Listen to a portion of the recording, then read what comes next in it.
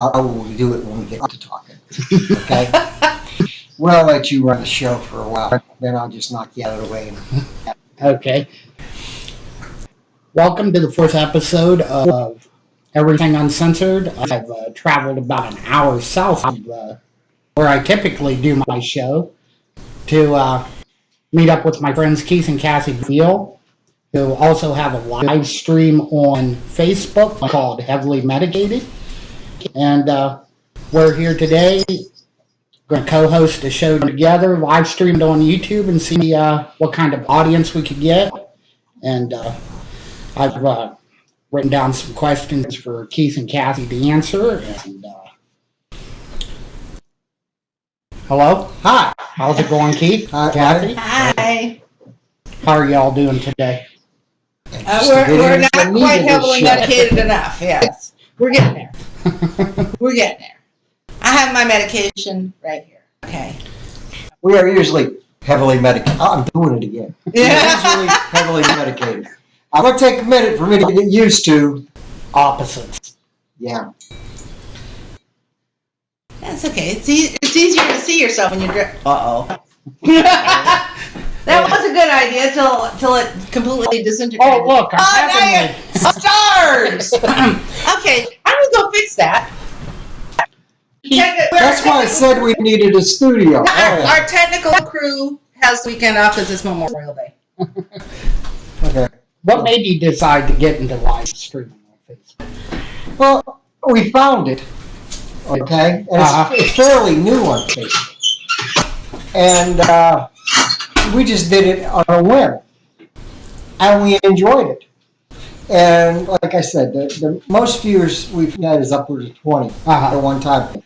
But there are other live streams on Facebook that have thousands of people viewing. It's just a matter of getting yourself out there and being something that people want to watch. And it's because we spend most of our day on Facebook. I have a reason for that, if you want it. Sure. Okay. Kathy and I met on MySpace. Okay. Okay, we're one of those people we met on MySpace, and she ended up moving here from South Bend, Indiana, to here. Okay. To be with me. When you meet somebody online like that, you talk online first, then you may do video, and you talk on the phone for hours. I mean, I was having to get up at 5:30 in the morning, and it would be 4:30, and I'm still talking to Kathy on the phone.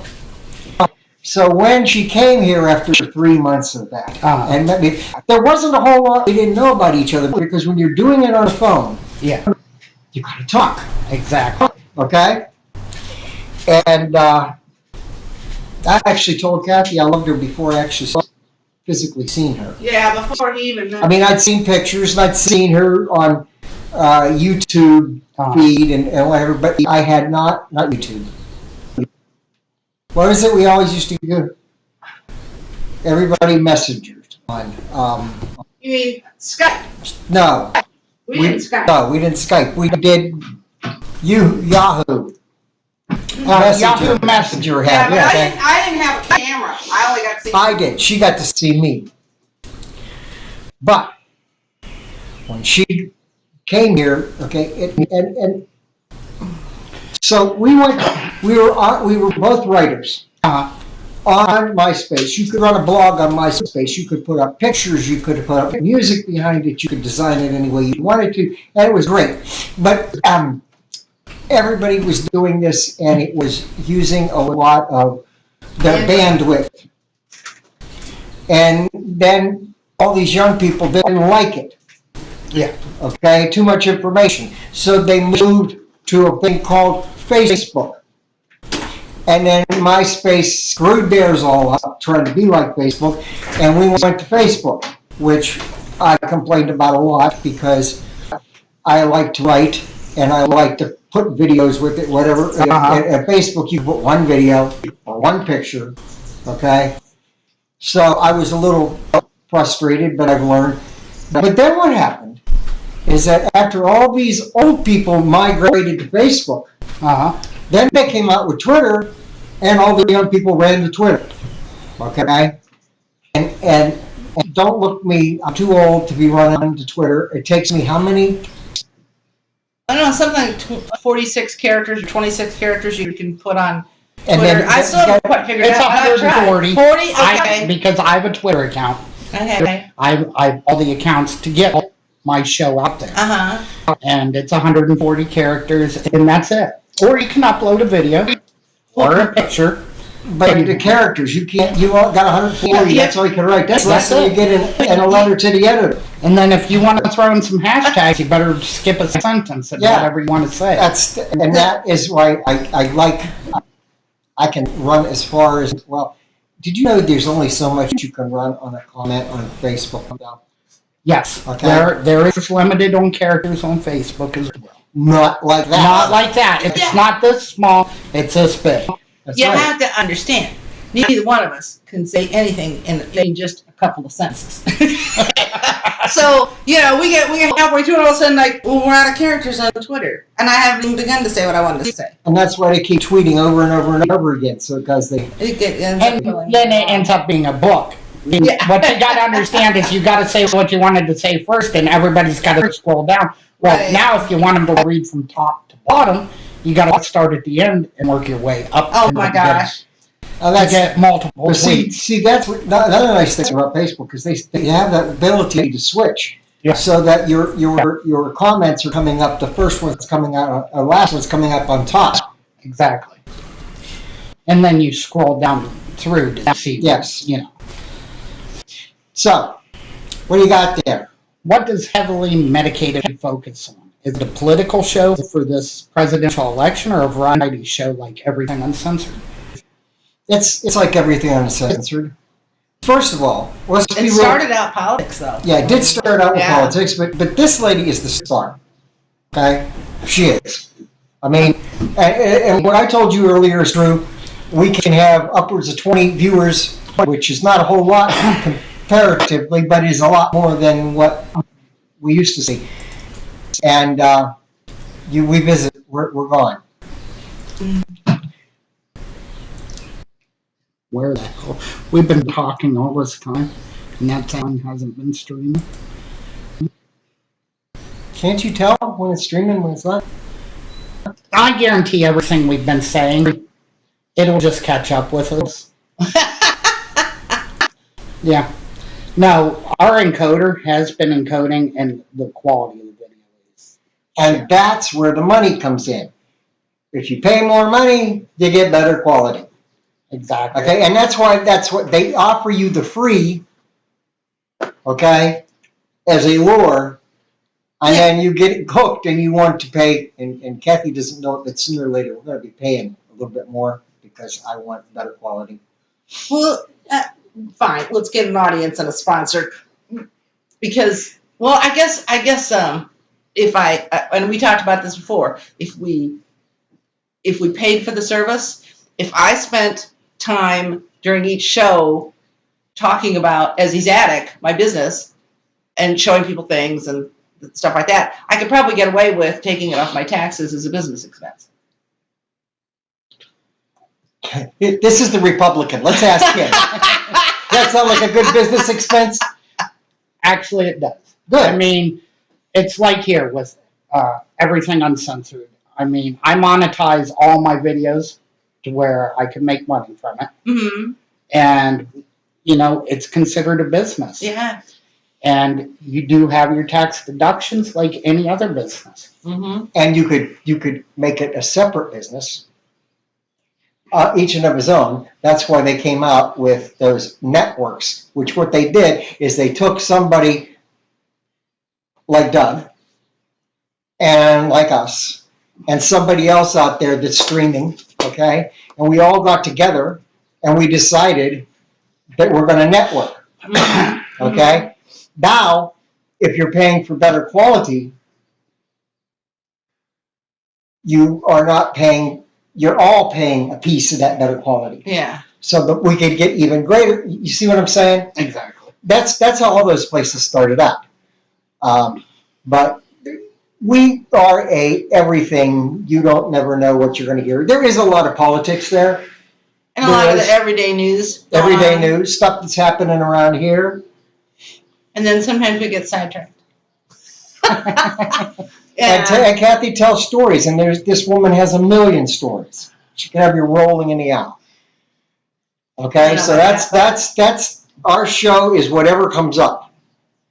Okay, we don't really have a But script. it's easy to start with politics right now because there's so much of it. Exactly, with the presidential election the way it is. Yeah. And people are either talking about it all the time or they're not talking about it all. They don't want to hear about it. They got their hands over there going, because they don't want to even get involved in it. Exactly. I mean, you watch the news. But it affects every single one of them. And they don't seem to understand that it really is. It does affect everybody. And that's why it's good to register to vote. To get out there. But you know what? We talked about this a minute ago. My most frustrating part of the politics now there are so many people that say, I'm a Trump person, or I'm a Bernie person, okay? Or I'm for Hillary, whatever, all right?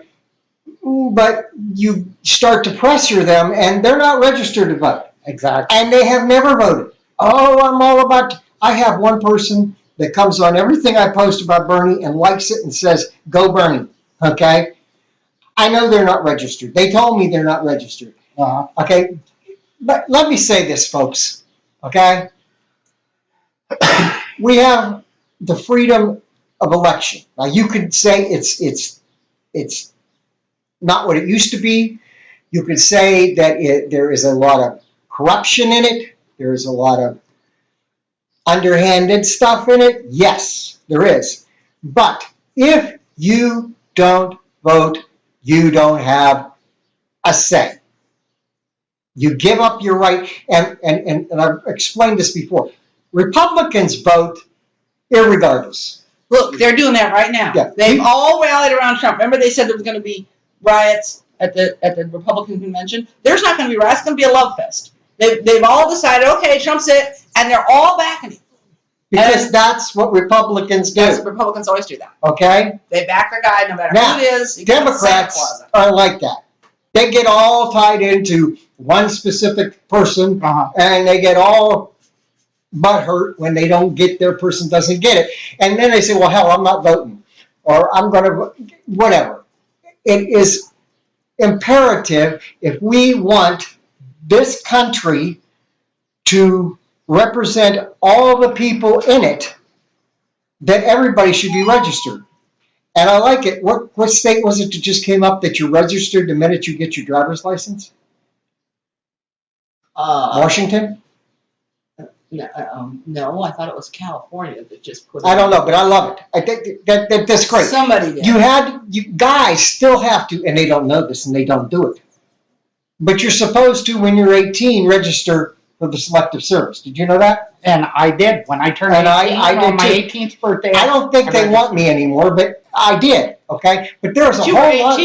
There's a whole lot of 18-year-olds out there that are not and don't even talk about it. If you had to register to vote, if it was a mandatory, you have to register to vote at age 18. Okay, they could give you a card like a license that's got your picture on it, and they could renew it every once in a while like a license. Okay, yeah, it would be that simple. All these people worried about voter fraud. And to be honest with you, every time they study voter fraud, what they find out is that people actually voting for, like having people that aren't there voting, like Chicago used to dig them up and have them vote. No, Chicago was vote early, vote often. Yeah, but it's not. I live in Chicago. Yeah. That is not where the corruption is now. The corruption's on the other side. The corruption is on the election process. The machines, okay? Because no city, no state owns these machines. Yeah. They rent these machines, okay? I'll give you an example. One of the companies that I know it's in Ohio, and this people that own this company, they're big-time Hillary supporters. And these are computers. And they can be hacked. And most of them are quite old now, so they are even easier to hack. There is a video. You might share it with the audience sometime. There's a video out there where in Texas, of all places, they decided to run an experiment. So they got a group of people, and they got one of the machines, and they cleared it, and then they asked like 3 questions or 2 questions of each one of these people, and they voted yes or no. Okay? And a hidden ballot on the machine, just like they're voting. When They knew exactly how many yeses and nos they had. Yeah, they knew ahead of time, right? So they'd find out if it was an actual number. When they went to review the findings, they weren't anything like what they were supposed to be. Like the people actually voted. Right. That is correct. And then they tried it by taking the card out of the machine and putting it into a computer, and it read even a different state information. There was a woman there, and you'll see her on the video. I'll send it to you. She was an election and had been for judge. like 30 years. Mm-hmm. Okay? She was bawling. She was crying because she felt like her whole life. Okay, so, but we still vote. I have not mixed an election since 1972. I turned 18 years old and I voted for George McGovern. Yes. People here I'm a liberal. Wait a minute, Mr. Liberal. People here need to know whether they're Republican or a Democrat or an independent, that even if you didn't vote in the primary, you can still register to vote in the general election. You do not have to vote in the primary to vote in the general. And you don't have to register. And that's a question I have because I was on the road and missed the primary. And I didn't vote absentee. Mm-hmm. So there is still a way I can vote. Yeah, You can walk in. absolutely. You can miss an election and still be registered. Okay? I would check if I was you. Okay? It's a simple matter of making a telephone call to the place that's got the registration. Actually, there's a place you can check online. Is there? Yeah. Okay. I checked ours. We But are registered. there are people that don't. They're all talking political, saying a lot of crap online, but they're not registered and they don't vote. And my opinion is, if you aren't registered and you don't vote, then you don't have a say. You need to just back up, because No, not back up. Bend over and take it. Because that's basically what they're doing. Yeah. And the truth of the matter is that if there is a high voter turnout, and you've heard Bernie Sanders say this over and over, if there's a high voter turnout, Democrats win. If there's a low voter turnout, Republicans win. Because they do have Democrats that go, and they'll vote. Just click that little thing and go straight ticket, okay? And that's what we're having problems with Bernie right now, is these people are like that. They want to coalesce around Hillary, all right? Yeah, but in the primary, you vote for either, at least most of the elections this way, you have to vote in a primary. You either have to vote all Republican or all Democrat. Now, you can choose in those Democrats. No, I said they're not all like that. You still have to choose, like there's 3 or 4 people running for one particular office. You still have to choose from there. But you can't, like in the general election, you can split. You can vote for anybody you want to, either side. But in the primary, generally speaking, you would vote for straight Republican or straight Democrat. Not every state's like that. There are states where you can go in when you go to vote, and this is primary, okay? And you could be registered as a Republican and say, you know what, I'm changing my registration right now, I want to vote as Democrat. And you can do that, okay? But Pennsylvania is not one of those. No, Pennsylvania is not one of those states. You just got, you know what, and I'm sorry, it's another one of those things that I have issue with, and that is, I think that voter registration ought to be the same in all 50 states. It ought to be that way. But the primaries are not that way, because the primaries are set up by the individual parties. The state will come in and say, okay, we're going to have it all on this day, and but by and large, the whole primary system is set up by the individual parties. And what I'm saying is that it needs to be more, what's the word I'm looking for? Unified. Unified. Yeah, there needs to be a standard. Yes. And actually, for federal elections, okay, I think that voter ID ought to be a national voter ID. You're on the road. Yeah. You want to vote. You have an ID. You're registered nationally. You should be able to walk into any voter booth. Now, you may not be able to vote for local officials, but you should be able to vote for federal officials. In the presidential election. Because that's for everyone. And the reason that we don't have more parties, you look over at England and they got like 5 parties or something. Or in other countries. The only reason we only have 2 is because they're both backed by corporations, and there's a ton of money, and it's very hard if you're a third-party candidate to compete against that kind of money. You want to hear something funny about corporations funding parties? I just read today, the Democrats are right now $16 million short of the money they need to run their convention, okay?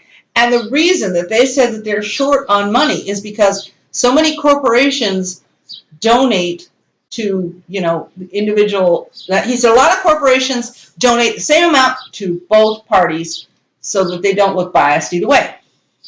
But the Republicans went out and kind of cornered a lot of these people that normally, donate to the Democrat and Republican, and got them to donate all to the Republican.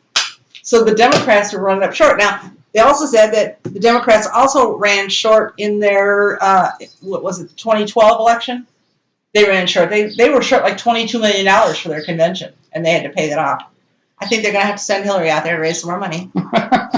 The other thing is that Hillary has been blasting Bernie because he's not sharing that money that he's bringing in, that $27 per person, okay, with people that are running for state jobs or running for Congress or something like that.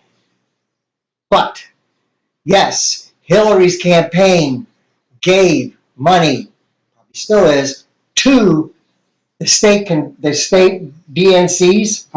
But as soon as they gave it, they turned around and took it back. Took all back but 1%. Because about 1%. That's another thing. That way she can still claim that they gave it. Yeah, She claimed that they gave it, and it somehow messes up the.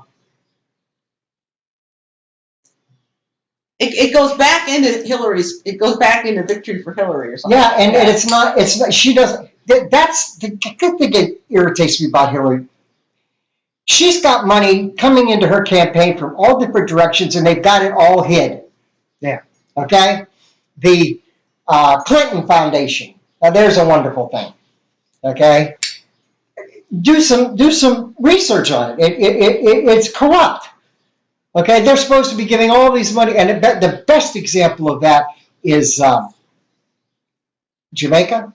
No, Panama. The Panama Papers. No. That was somebody talking about.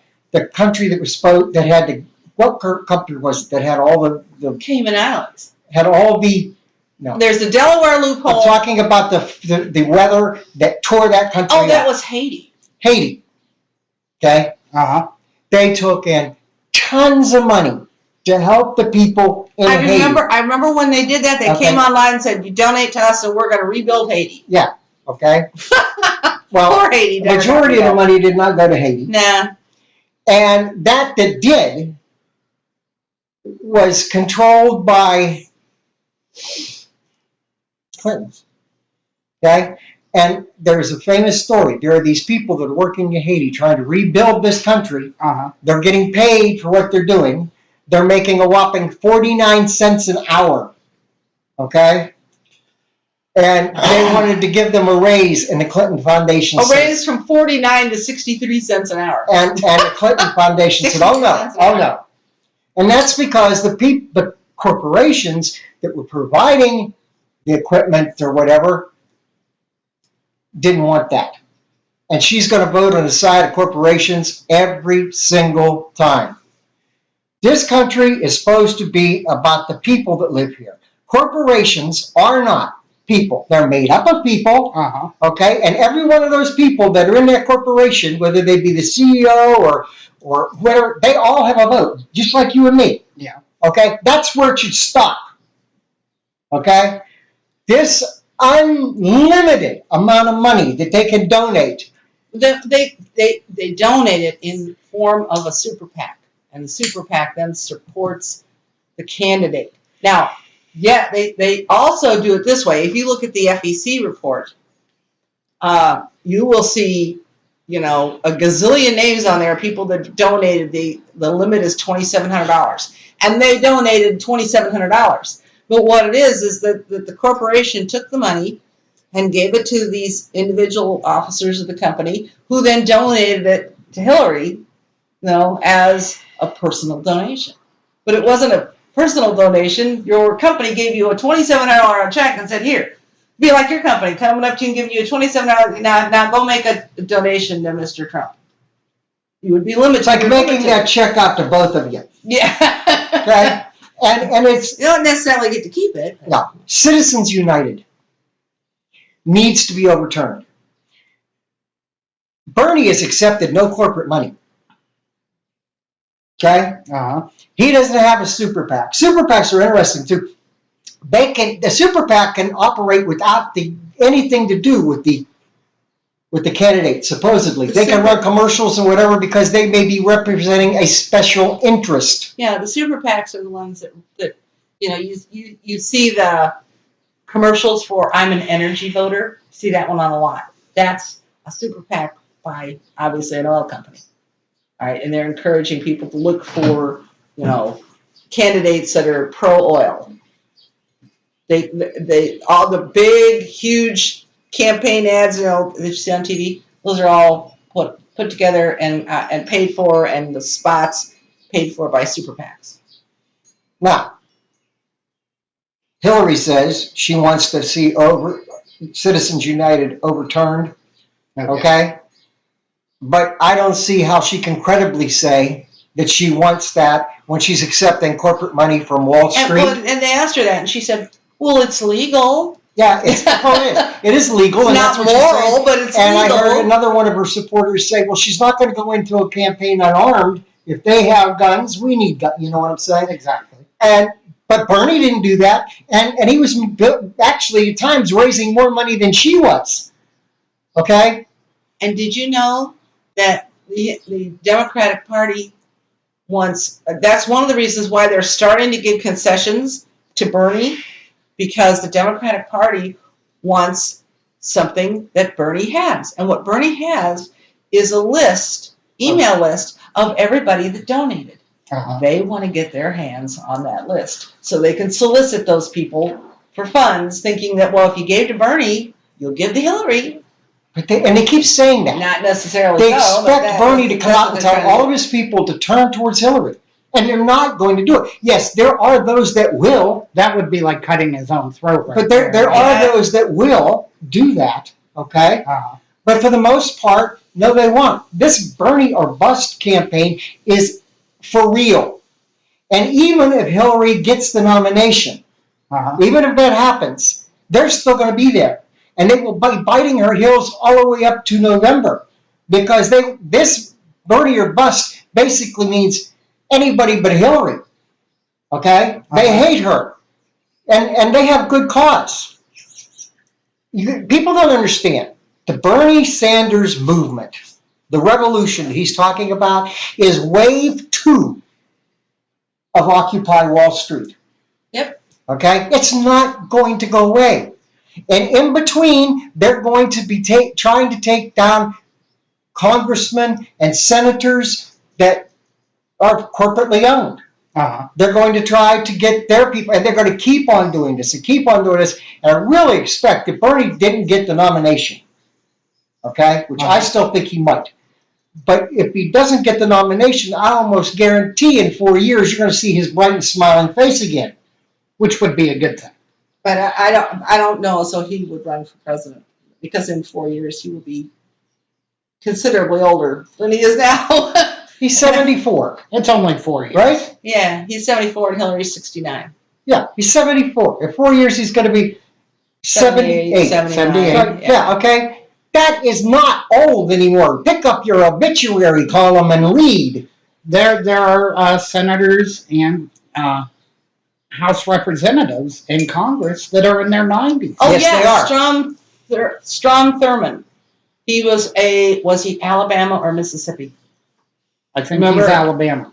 Yeah, Yeah, and he finally retired. He was like 98 or something. You know, And here's the thing. he was the oldest. You hear people member of talking all the Congress. time that we need to have term limits on senators and congressmen. And it doesn't sound like a liberal thing, but I disagree with that. And I'll tell you why.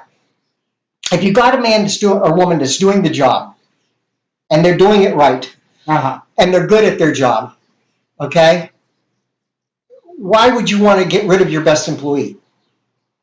Personally, I think they ought to repeal the 2-term limit on presidents. They had a good president. His name was Roosevelt. Okay? Rockefeller never made president. Roosevelt. Okay? And that the Republicans pushed that through because they hated the fact that they had a Democrat in office for all those years. But he ran every single time. And he won every single time. And that's because the general public voted for him. You know? Well, they approved. And Bernie is like the next Roosevelt. Yeah. What he's saying is that Roosevelt gave us the New Deal. And they put a lot of people back to work. Okay? You're a truck driver. You know what the roads are like. Okay? And believe it or not, they over the years, the past 5 years, they've slowly turned to crap. And Okay, well, here's the deal. If Bernie would win and could get the jobs program through that he wants to, then he would get a bunch of people work fixing all of these roads, fixing airports, fixing rail systems. We are a country that does not have high-speed rail. Russia has high-speed rail. China has high-speed rail. Most all European countries have high-speed rail. Okay? And and Kathy's going to tell you, well, the tracks can't handle it, and that's a fact. But if we could hire people to build the special tracks and stuff, they could have high-speed rail. The problem is that the oil industry has a huge lobby, and they don't want to have high-speed rail. They want people in their cars burning gas. Because these high-speed trains are primarily run on electric lines above the track. And that would, you're right, exactly. That would lower the amount of gas going out. But on the other hand, for environmentalists, they'd be happy about that because that's but less emissions. Environmentalists want it. Except your electricity is primarily generated by coal. Well, they've switched to pretty hydro, much over to hydros. Yeah, there's a lot of hydro. Out west, even in Pennsylvania anymore, a lot of renewable energy is produced by these giant windmills. And aren't you afraid they're going to use up all the wind? It's endless, buddy. I mean, they've got so many of these windmills in Iowa and Wyoming anymore. The wind never stops. And, you know, I theorize on this that our climate system is changing because every week, more and more, hundreds of these windmills are going up. And that will affect the jet stream eventually. That's an interesting concept. You think we could get enough windmills up to change? I'm going to look that up because that's an interesting concept. Look how long our winter lasted. Look when the last time was we got snow. And why? Because all these windmills pulling that Arctic air down. But it also had something to do with El Nino. I mean, we had a huge warm she's the one who knows about water. She studies it all the time. We had a huge warm body of water off the coast of Mexico that changed the directions of weather systems as to what direction they went. That was a big influence on it. But I'm going to look and see. I want to know if all the wind can generate. The wind things can generate a change in the actual weather. That's an interesting concept. Number 6. Yeah. Hey, we're all the way down to number 6. Well, we pretty much. Keith can't shut up. Have you noticed that? Yeah. It's a manic morning. Yeah. Well, Well, we've covered how long you guys do your live streams. And Nights like this, it would go on and then we'd refresh and we'd go again. Yeah. number 5 there. Would you ever consider moving over to like YouTube to gain a bigger audience? Because your shows are very informational. We could if we had a studio. Actually, to tell you the truth, we could do a lot of things if we could find people to combine efforts. Okay, it would be amazing what we could do. Oh, definitely. Just what I need is one more job, folks. Live remotes.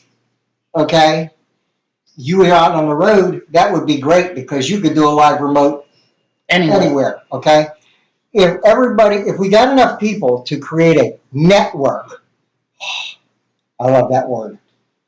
Okay, yes, I would consider. Actually, I don't know why. Given the right setup, we couldn't do the YouTube and the live Facebook feed at the same time. Now, I no, you just have to have 2 cameras. 2 cameras, 2 modems. You got to have their own independent outgoing. That way, you're not overlogging your modem. Ah. So you would definitely need 2 dedicated lines. Oh, here we go. Yeah, this sounds like fun. Well, when we're going to be looking for somebody that isn't as technically challenged as we. That's exactly what we need. We need a producer, folks. This quality here, and I apologize to the people watching or the people who will view these because they are listed in order. They're available for view at any time. Later on, you go to my page, you can view any of my episodes. And I apologize for the quality. I'm just starting out. I'm got HD cameras coming in, and once they do come in, I will start shooting my episodes in HD. Oh, cool. Then it'd be much clearer, wouldn't it? Much clearer. Ah. It's just the camera. I mean, it shows it clear here. Yeah, but then when you look at the transfer rate, transferring it up, my bit rates are way too low. Number 6. In your viewpoint, what makes the election more important than any other in the past? Oh, boy. I voted in my first election in 1972 at age 18 for George McGovern. I have been voting in every election, primary and in the general, every year since. I am a registered Democrat. And you've just answered question 7. Yeah. I am a registered Democrat and have been since then.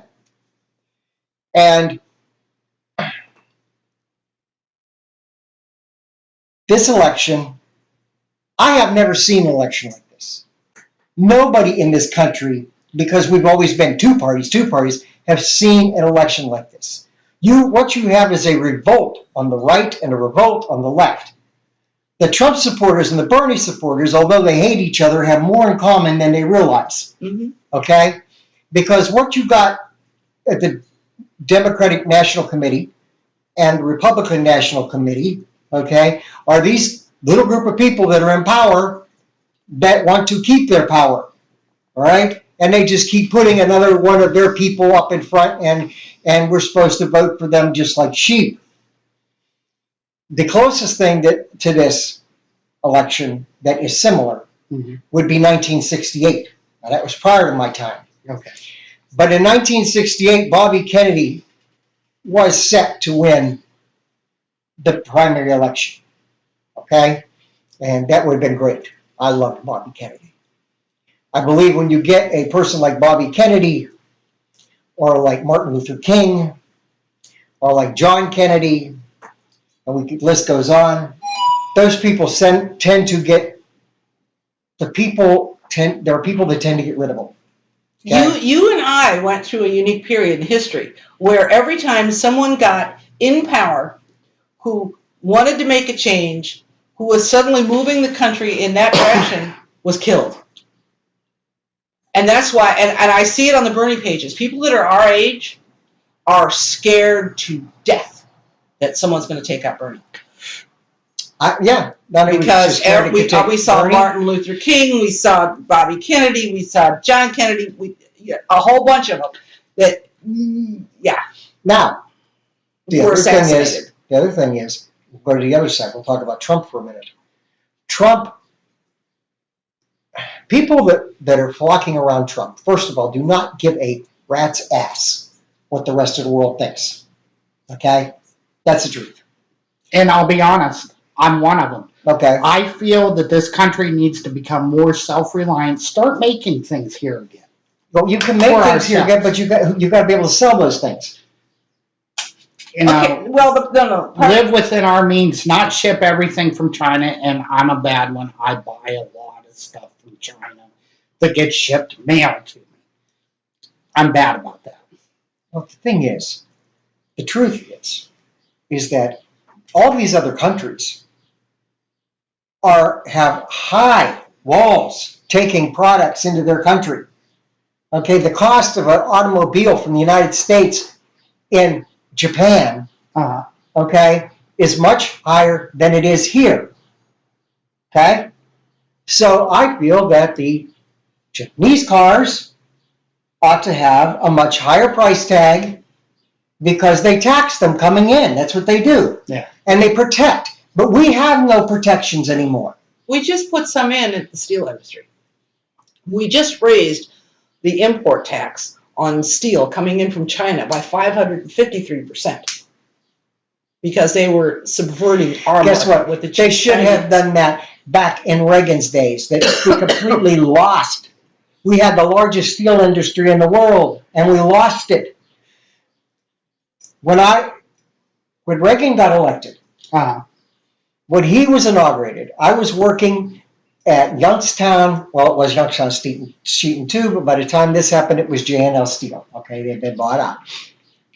We were working 7 days a week, 24 hours a day. We had orders to last for 5 years ahead. Okay? He got inaugurated. Oh, St. Reagan. I don't like him. Okay? I'm not falling into that St. Reagan stuff. He got elected, and 2-3 weeks after he got elected, I got laid off and never seen the inside of that plant again. Okay? They shut down plants all over Youngstown at the same time. It was devastating to the economy in Mahoning County in Ohio. It was devastating to the families there. I lost a truck, I lost a car, I lost a house. I could keep on going. Okay? So as far as I'm concerned, you could dig him up and beat on him.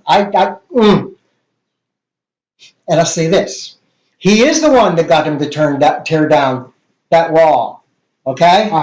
But today, the leading Republican candidate wants to build a wall. And my personal opinion is, if things continue like they are, Canada, you really need to consider building a wall. Okay? Because I agree. we're looking at it. Okay?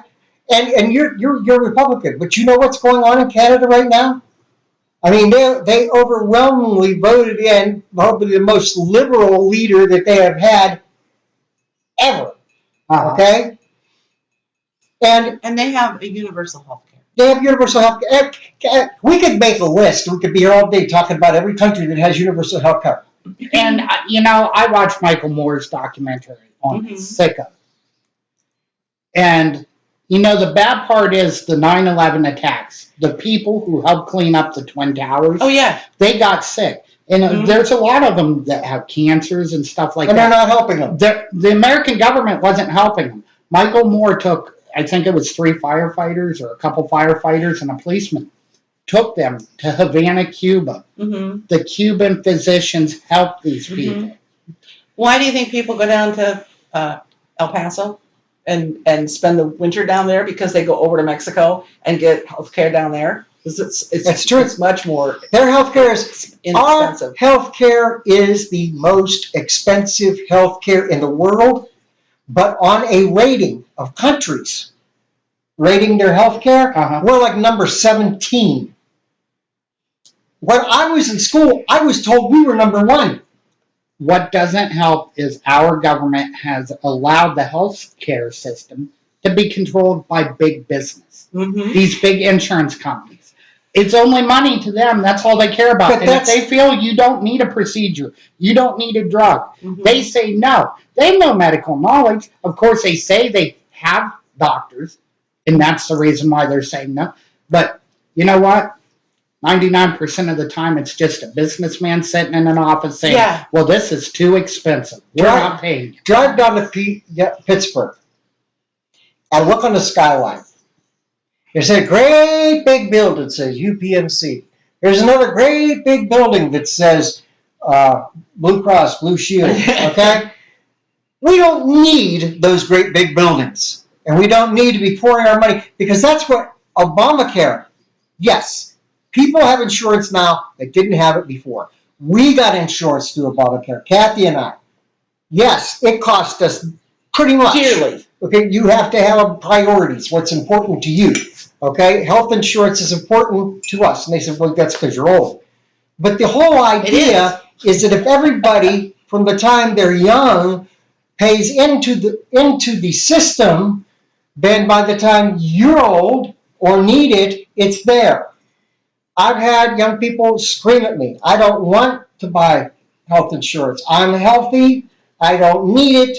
I'm pissed off that they're telling me that I have to buy it. These are the same people that got pissed off when they told them they had to have car insurance. Do you remember that?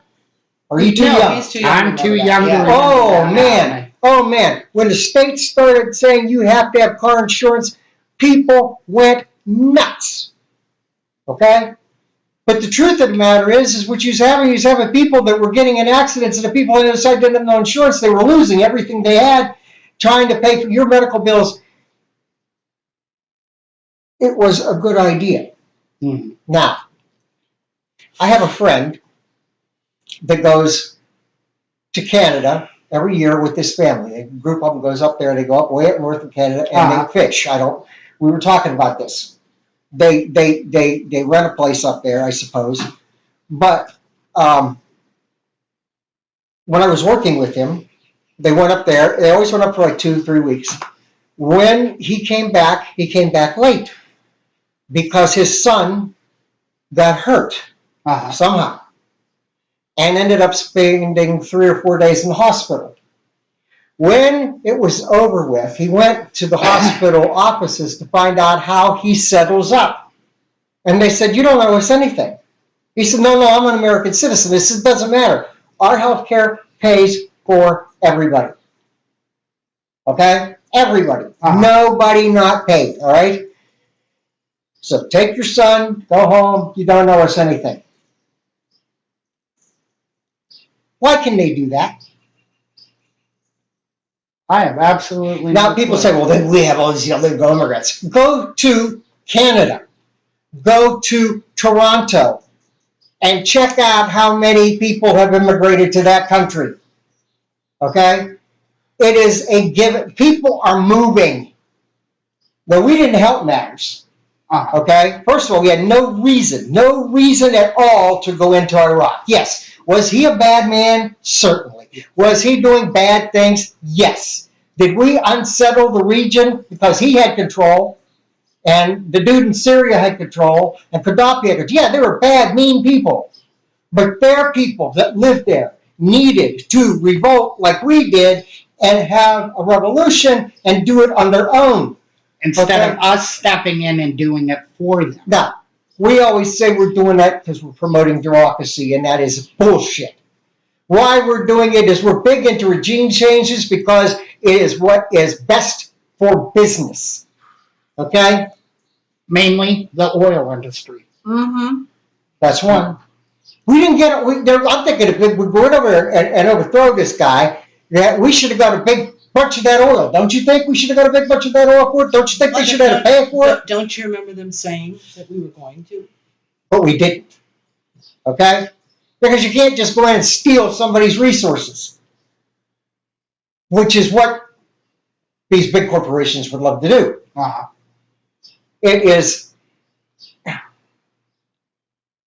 It's all about the money.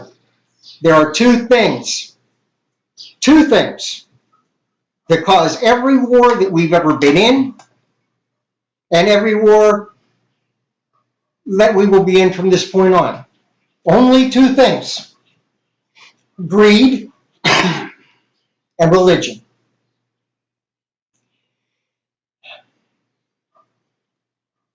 People going through the hating of Muslims in this country. There are so many Muslims here that came, Muslims from all over the world. They're not all from that part, the Middle East. Okay? There's a great portion of them that are not radicals, that are offended by the radicals, that are scared living in this country because of what the radicals have done. But folks, we have radical Christians living here, and they're radical Christians in other parts of the world. You know, and I always use Westboro Baptist, okay, because it's a name they've written us, but there are people worse than Westboro. And if it seems that we have a short memory, but we forget about a guy named Timothy McVeigh, who took out the lives of a lot of people in Oklahoma, okay? And he was a self-proclaimed Christian, okay? You know, there's a whole conspiracy theory that says that he did not do that on his own, and that van full of fertilizer couldn't possibly have done the amount of damage that it did to that building. Just like a plane flying into a building didn't necessarily mean that building would fall 2 hours later. Okay? That shouldn't have happened. If that would have happened then, why didn't it happen when the plane ran into the Empire State Building back in the 1950s, I think it was? That didn't fall. And it's totally possible. It's a little suspicious that there were other charges already planted in that building.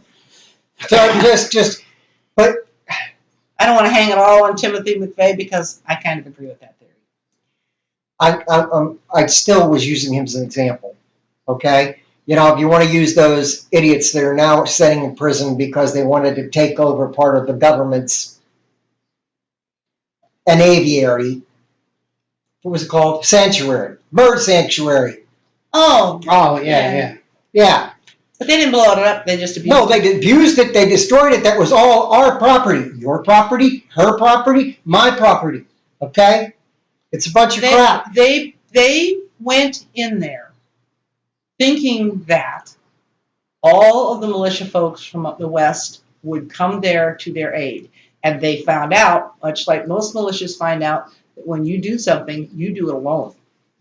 So there's a whole lot of blustery talk about joining you. There's no unification. No, and a lot of the militia groups don't trust this militia group over here. No, because they think this one over here has been infiltrated, and so we're not going to associate with them. So they went in there with the intention of, you know, all these militias were going to come to their aid. They were all, I mean, you were going to be able to see caravans coming Even if they did show up, which they didn't, that they won't. Kathy used to be part of a militia. You didn't know that, did you? No, I did not. Okay, well, the thing is even if they would have showed up, here's the thing. These people that think that they want to have a revolution, not like Bernie's revolution. They want to have a revolution. They want to we have people that have, how much ammunition did your ex have in the house? Oh, gosh, about 10,000 rounds. Okay. Maybe a little more. It was a lot. Once Obama got elected, okay, gun sales went up because they propagated this idea that Obama was going to come and take all their guns. And every time they said that, the arms industry collapsed because they sold more guns. Okay, so you got these people that are sitting on tons and tons of guns and ammunition in their house. They're ready for the big one. Okay? Do you feel there's anything wrong with that? No. You want to do that, that's your business. But I'm going to tell you, I don't care how many guns you got or how much ammunition you got, you ain't taking out a 155 howitzer. It's not happening. Exactly. You're not going to take out one of those big-ass drones. Yeah. Okay? You cannot fight the American government because you're the ones that support them, and they're the ones that spend 3 times more than anybody else on military equipment and personnel. You're not going to be able to take on the United States government. It's not going to happen. This is not Iraq.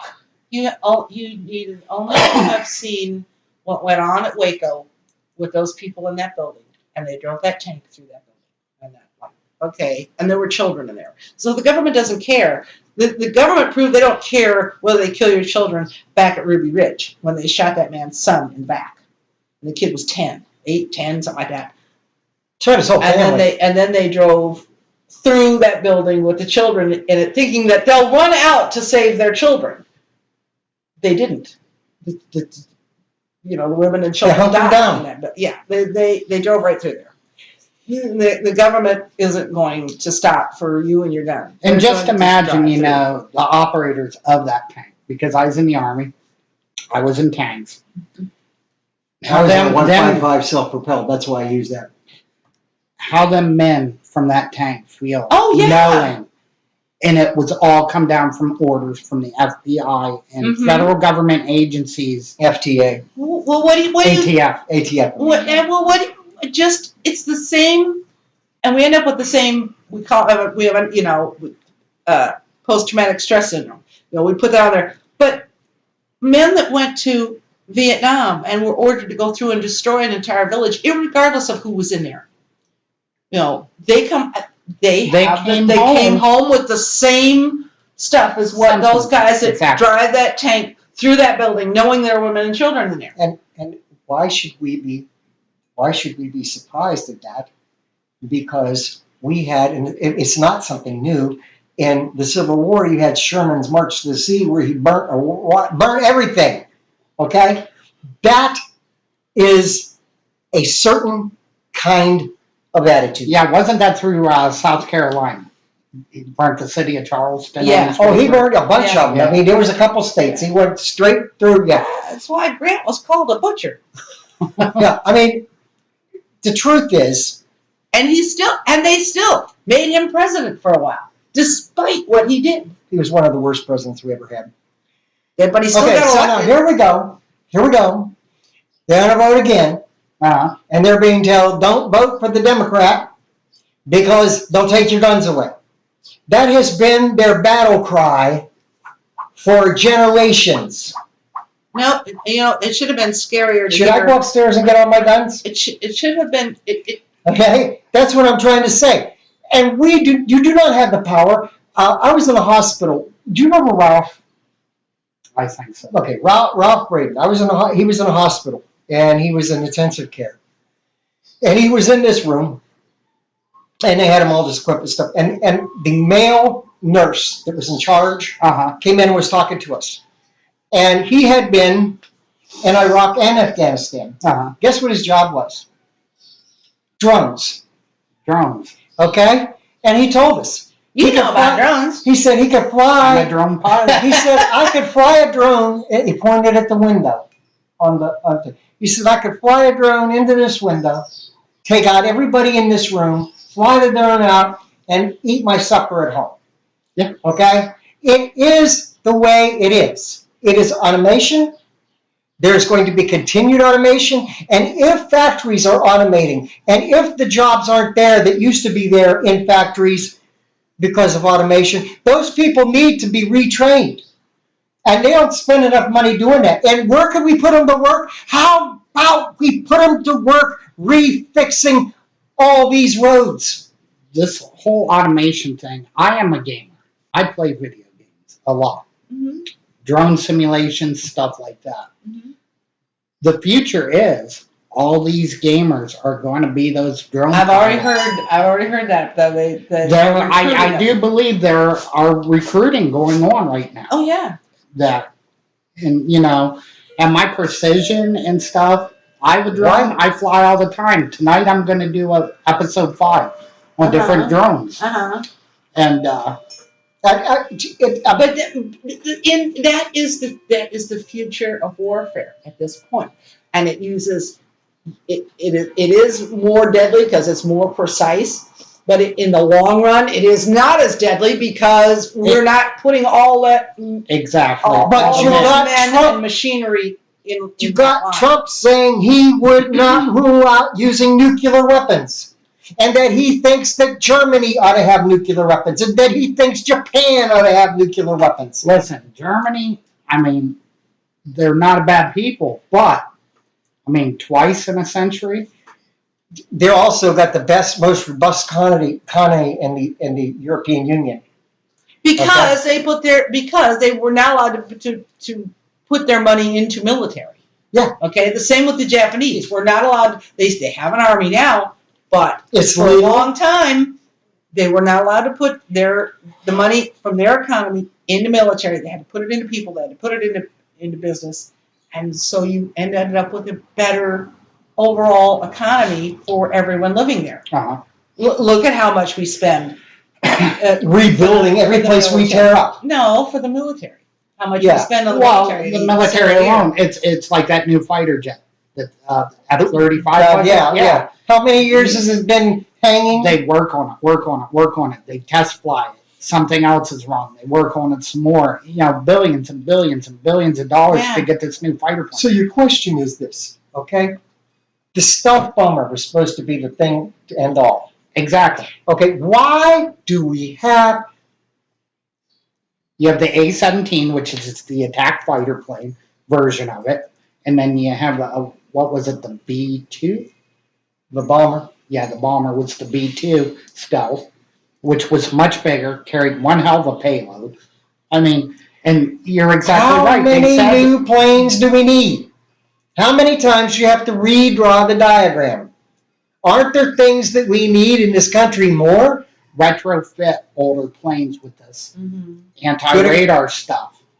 You know, there's paints that reflect the radar to where it can't be seen on radar. Yeah. You know, and retrofit. But no, it's our government wanting to spend money into these big corporations like Boeing and Grumman. Yeah. I forget who makes the Abrams tank. I mean, there's only the M1A1 and M1A2 main battle. But, you know, it's not thousands. It's not millions anymore. It's billions. Mm-hmm. Yes. To design any new military equipment. And there is a lot of corruption in that place that's supposed to be called the Pentagon. I mean, you know, right before 9/11, it came out that their books weren't jiving, that there was millions of dollars missing. No, not millions. Billions. Billions of dollars missing. Billions of And dollars. after 9/11, you never heard about it again. Yeah, because the next day was 9/11. And that was the end of that story. I mean, yes, we need to get rid of some of the corruption. We need to fix all, not just the military, all these programs that are duplicating services, that all that, all right? We could spend a lot less, but we don't have to cut out Social Security. You know, if the government would take the money and put it back into Social Security that they took out of Social Security. There's a lot of talk about Clinton leaving a surplus, but part of that surplus was money he took from Social Security, because somewhere there's this little rule that says when it gets to a certain amount, then the rest of it goes to the general fund. That's bull. It should have never been that way. It should have never. One time, Social Security stood on its own. It wasn't part of the rest of the regular government. Okay? Just like the post office. Now they're tearing the post office apart because it was the only part of the government that actually was making money. Okay? And it was doing what it was supposed to do. And have you noticed that every time a department of the government starts making money, doing what it's supposed to do, what happens? They always tear it apart. Mm-hmm. They'll break it down to where it's not doing what it's supposed to do anymore, so it can build itself back up again. Or so they can privatize.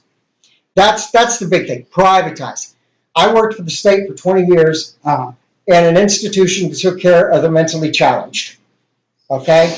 They were either on the low end of the spectrum and low functioning, or they were high functioning and combative. Your choice. I liked working with the high functioning combative, but I have worked the whole thing. I don't know how many times they have said, we need to privatize this, we need to privatize this, okay?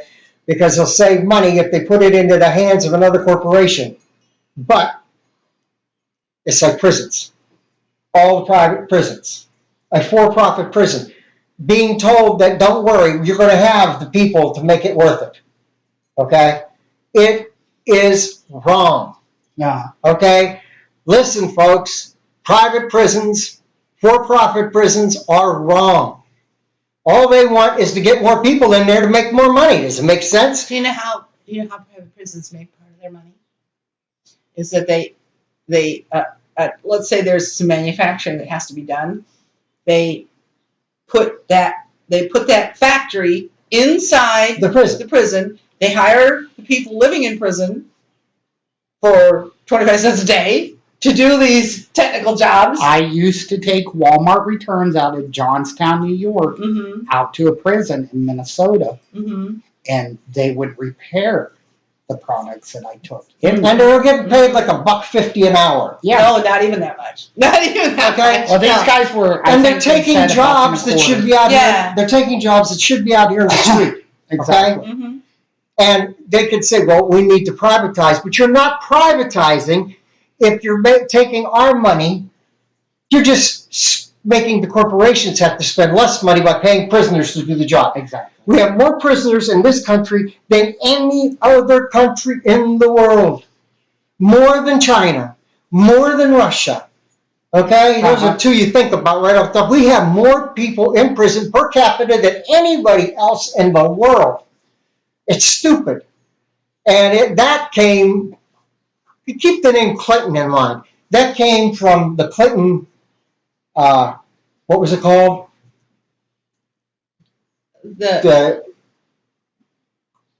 crime bill. Oh yeah. The Clinton crime bill. Okay. All I can think of is super predator. Okay, first of all, Hillary's words. First of all, okay, taking somebody that gets caught smoking pot and putting them in prison is incredibly stupid. It's a waste of tax dollars. They could be doing something else somewhere along the line. You know, actually, to tell you the truth, when I was in high school in Ohio, if you got picked up with an ounce or less, it was like a parking ticket. Yeah. Wasn't even on your record. And that's the way it should be. And in fact, no, it shouldn't be. It should be that it should be decriminalized, just like they decriminalized alcohol, because they found that prohibition didn't work. Who controlled the alcohol during the prohibition? The mob. And more people drank during prohibition than did before. When it wasn't. Yeah. And what was the first thing that Roosevelt did when he got into office? You know? Right after he was elected. First time. I'm not that old. Well, I'm not either. Okay, I just found this out. He said the United States needs a beer. We've been through a lot. And he lifted prohibition. First it was near beer, the 3.2, but then he eventually got the full beer.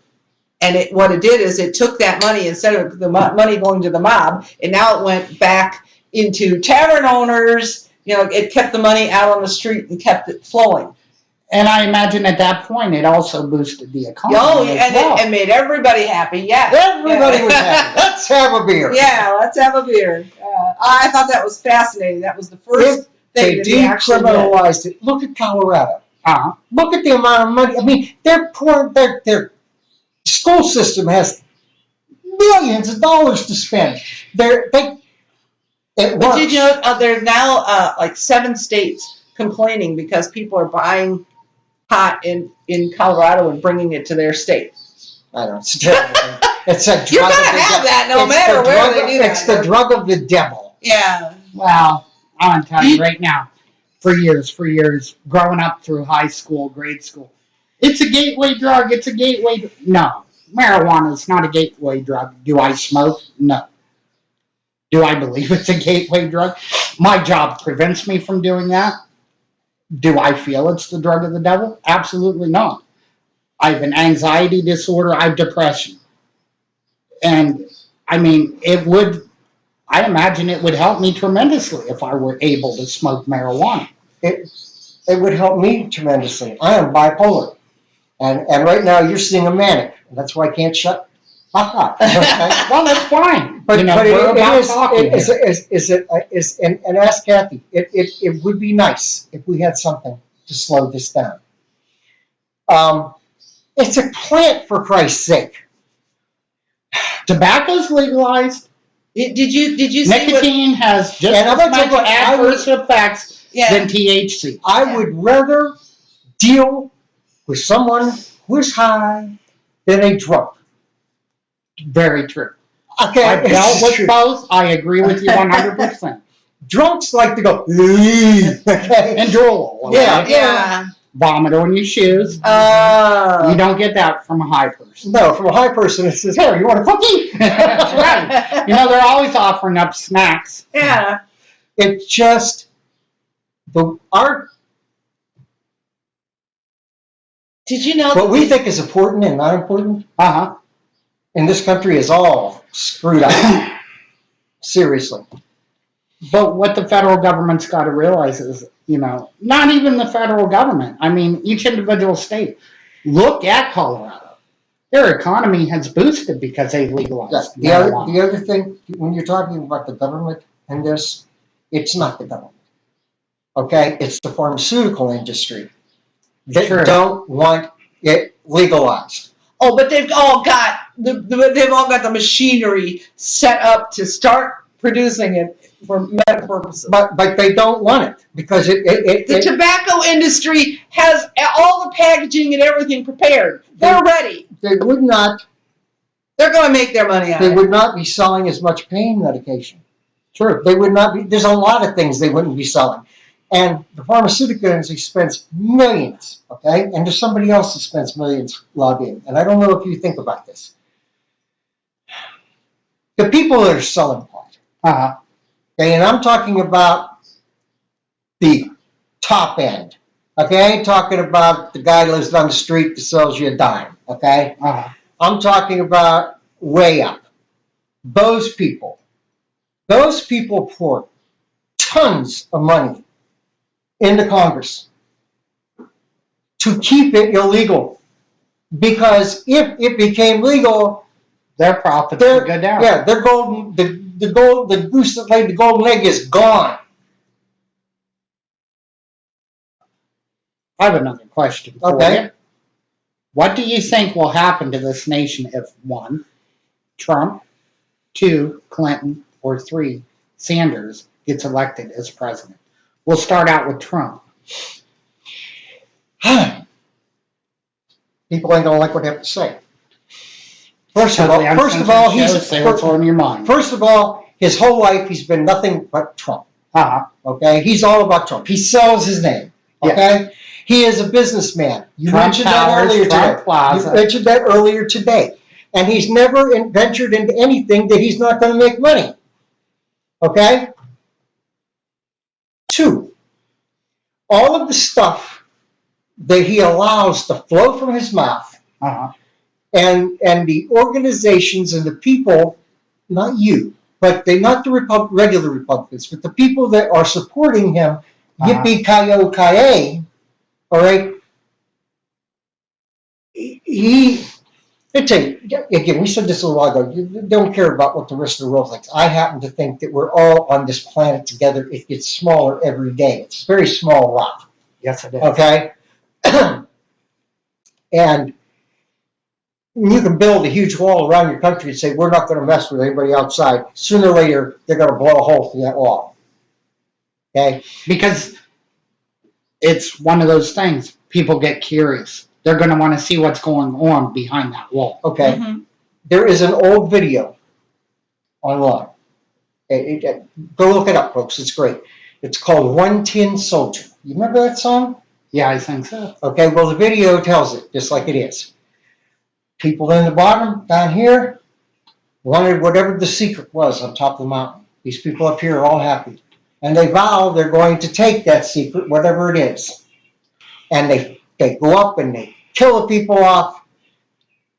And they go to the place where the secret is and they open it up. And it said, peace and love. Okay? We are so geared to money in this country. More than any other country in the world, we're geared to money here. Uh-huh.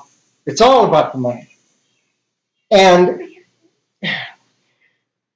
Bernie, if Trump comes, people in Europe are scared to death because they've seen this before. Okay? Really, not that long ago, they seen somebody that came to power that promised he was going to bring the power back to Germany. And he did. And it boomed. Okay? I seen a headline about it said Trump has world leaders rattled. Well, about the Yeah. only one he doesn't have rattled is Putin, because he did go visit with Putin, and that meeting went very well. Maybe they're like birds of a feather. They very well could be. And Because isn't Putin a businessman? Oh, yeah, very much so. Very much so, yeah. Only his business doesn't give two shits about the little people in his country. You asked about Trump. That's okay. I believe that in a pure sense, Will people he do good? people don't understand, and they won't understand because they don't want to learn, and they hate education in this country, and they hate educated people. Okay, but the truth is that there are three things: communism, socialism, and fascist. Okay? And then there's what we have. And whether they want to hear it or not, we have a socialistic democracy. We do, folks. That's the way it is. That is very true. If you did away with it totally, we would not have a military. That's very socialistic. We wouldn't have any kind of federal highway funds because that's very socialistic. We wouldn't have public education. Okay? And the list goes on and on. Okay? So, don't get upset about that word socialist. Okay? What that means. Most people hear that and think. What it means in the purest sense is that nobody should be left behind. Okay? That's what it means in the purest sense. And that's what Rockefeller. Why do you keep calling Rockefeller? Roosevelt said. Roosevelt said that you do not judge a nation by the number of rich people they got. You judge a nation by how they care for the ones on the bottom of the spectrum. That's how you judge a nation. And the people in Europe are scared to death because they seem to think he looks just like Hitler. Okay? And the truth is, when Hitler came to power, he did cause the economy to boom. He was on the cover of Time magazine. He was the man, okay? But then he got a gleam in his eye and he wanted everything else, okay? And fascism is you tie it with nationalism, okay? Nationalism, my country, right or wrong. Never say anything, let's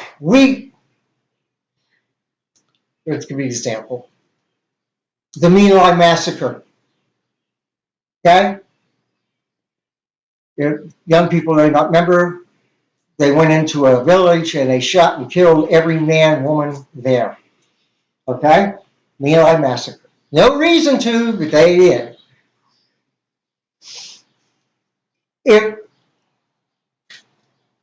If I don't know where you were going with it. I wasn't on that road. Okay. People got upset because the news covered it. Okay? Because it made the United States look bad. Well, folks, these people know this stuff anyhow. It's the truth. They know. They know the world. If you go out and get online and watch newscasts from other countries, they're watching here all the time. Okay? So it's Trump. And personally, I don't think he's going to be able to do everything he thinks he's going to be able to do. None of them are. Hillary's a crook. She is. And it's all about Hillary. She's just as bad as Trump when it comes to that. Okay? She is not a liberal. At best, she's a moderate Republican. At best. Okay. That's my opinion. She considers herself progressive, but her definition of progressive and my definition of progressive are two different things. Okay? And she is a hawk. She's all about going to war. because it's what's best for business. And if you don't believe that, there's a quote where she's standing there and said, now there's a lot of money to be made in Iraq.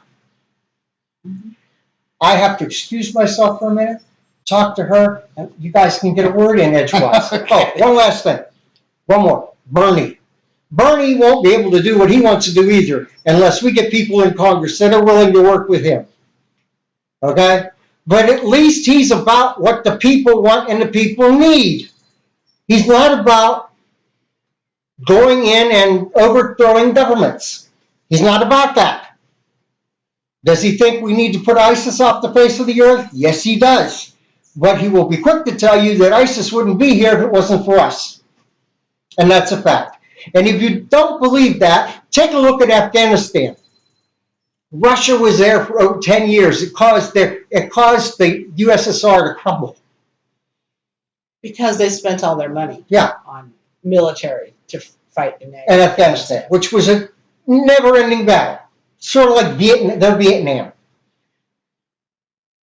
So what were we doing at the time? Well, we were against Russia. It was the height of the Cold War. So we were supplying the Afghans that were fighting Russia. And guess who was in charge of them? Got any idea?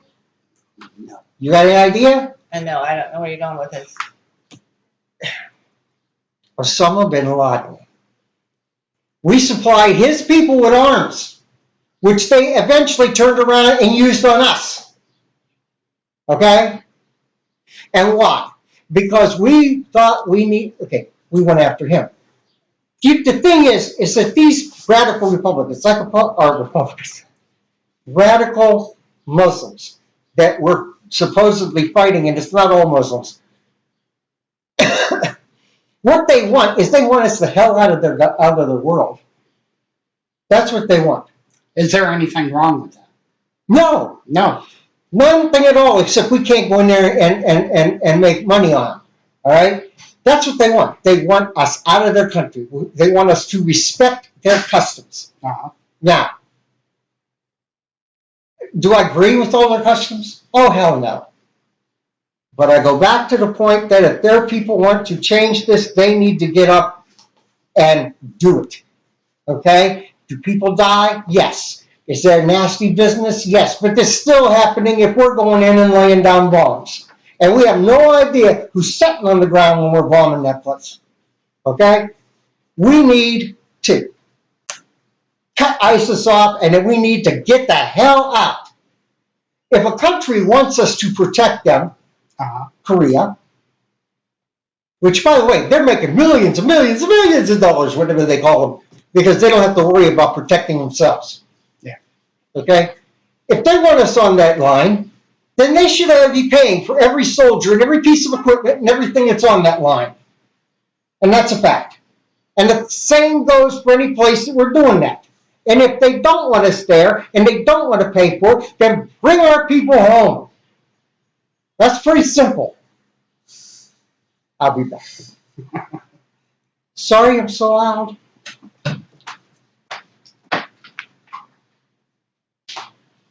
Okay. Hi. How you doing? I'm snoozing over here. All right, I'll pose this question for you, Kathy. Okay. Is our country headed for another economic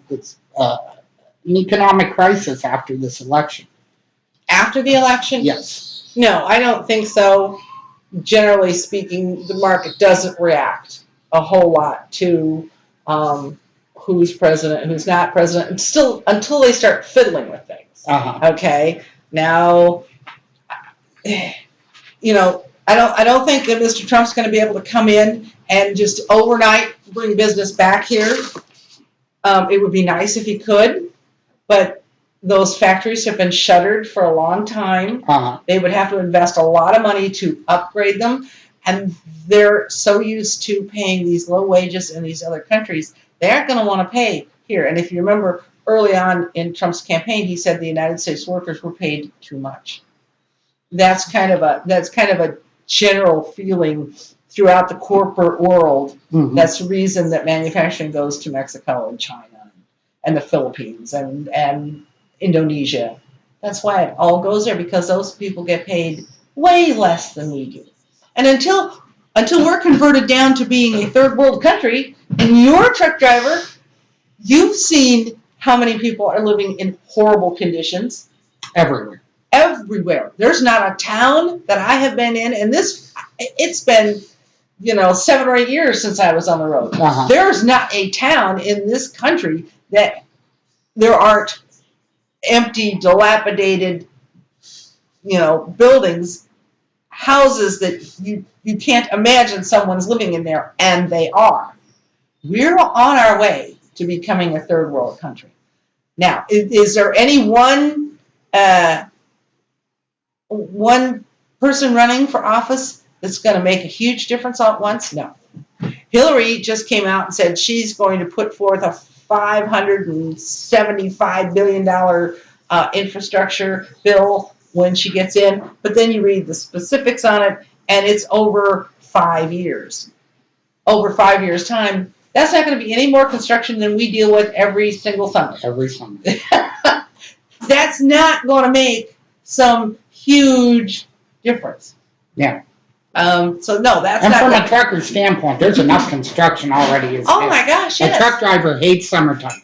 Bugs, tourist, and road construction. Yes. Those are the 3 big complaints of a truck driver. Yeah, I know. I remember sitting in lines, orange cones for hours. Yes. And now with the electronic logs, it just chews up your time. Oh yeah. Which delays out your delivery times. Right. And ship times, and these people, I haul refrigerated freight. I haul a lot of your food. And you have to be there in a certain amount of time. In a certain amount of time, I mean, I mainly haul frozen items, which are okay as long as I keep that tank filled up. They're good to go. But I also haul ingredients like pork trimmings to be turned into hot dogs, kielbasa, sausages. Have you ever been in construction and heard somebody on the radio saying, I got to get out of here because my refrigeration unit is running out of fuel? Yep. And he's afraid he's going to lose the load? Yeah. Yeah, that's, yeah. Mm-hmm. Did you ever haul strawberries? Yes, and raspberries. Both fresh. And, oh boy, you got to make time on those. Definitely. But I'm a pusher. That's why I took the week off. I pushed myself on the load before the last one I hauled. I pushed myself so hard, I was over 48 hours early. The load I delivered, I actually got to stop and see my children for a day. Wow. How many children you got? 2. Boy and girl? Both girls. They're adorable. Brianna's 10, almost 11, and Ashley is 8. In fact, Ashley has a couple videos on my YouTube channel. Cool. I'll have to look them up. And, they're Ashley being 8 years old. If you were to talk to her on the phone, it's swear to God you're talking to an adult. She's very literate and precise on her pronunciation. And the things that comes out of that little 8-year-old's mouth. I'm not saying bad things. It's just the way she talks and how she talks. I'm back. She just sounds like an adult. And she read a lot. She wants to be a doctor. Oh, cool. A baby doctor. A pediatrician. Oh, boy. She wants to deliver them. So oh, wow. And, well, Dad, you're going to have to haul an awful lot of stuff. Unless Bernie gets in, and then at least part of her education will be covered. I was reading down to your questions. What do you think was happen if any one of those 3 get A, B, or C get elected president? And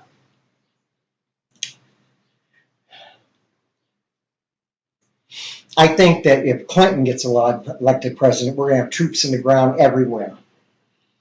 Okay? Because her idea of improving the economy is military. Okay? Now, this is why part of Republicans is like Trump. Is that Trump can get to the left of Hillary on a lot of issues. Okay? Serious. Once he gets elected, it don't matter anymore. Okay?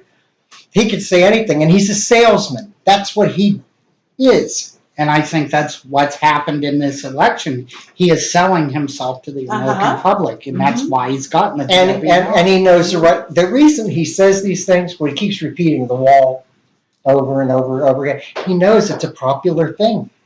He knows there are people that think we can build a wall and keep Mexicans from coming here.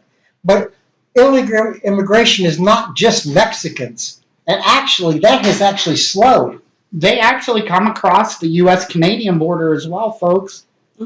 I mean, it's not just our southern borders, it's our northern borders too. And our northern borders are much more unprotected than the southern borders. Why? Because the Great Lakes area.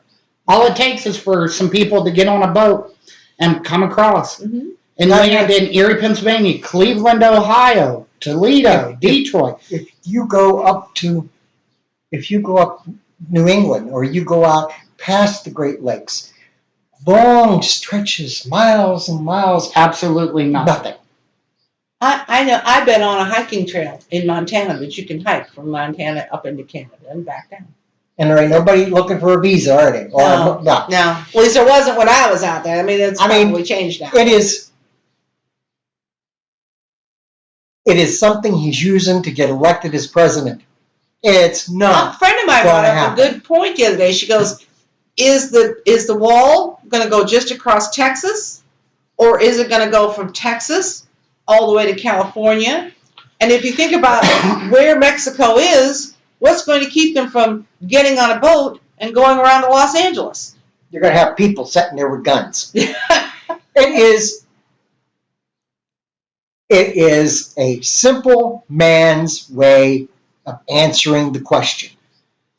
So my question is, we call ourselves a Christian country.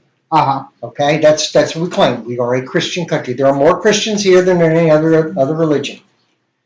Okay, but to dispel a couple myths, when the founding fathers got together and put this country together, there were already Muslims living here. And they talk about them. One of the first treaties we signed was with the Muslim nation. And I know what it is, but I can't remember right now. But if you ask me later, I'll give it to you. Find my second computer here with real quick. Actually, when we're online, do the research. There are people that we ask a question to find it and then bring it back when they're talking to us. And see, I wish, I didn't have such a lag time. That way I could interact with my audience. And of course, it's still saying 0 watches. Yeah. But my episodes are getting views after they've been up. So are ours. But okay, so it's a great idea to get votes. All right. Another Trump thing. Now he's backing off of it. First, he said he wanted to let no Muslims enter this country. Okay. The number one religion in the world is the Muslim religion. Sorry, Christians, that's fact. Okay? So you're going to stop everyone from coming over here? Does that include government officials? Does that include the people that are sitting in the different embassies? Does that include businessmen? Because, hey, folks, the Saudi Arabia and what's that little country that my buddy came from? Kuwait. They own tons of businesses here and tons of property. Okay? It's a fact. They do.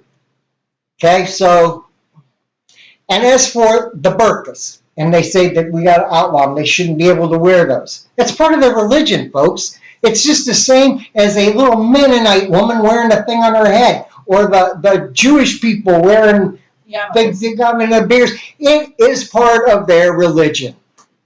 I'm sorry, for the most part, Christians don't have little hats, all right? Except the Pope. He's got a big hat.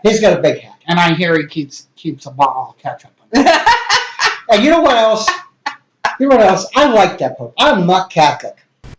I'm not. But I like this Pope.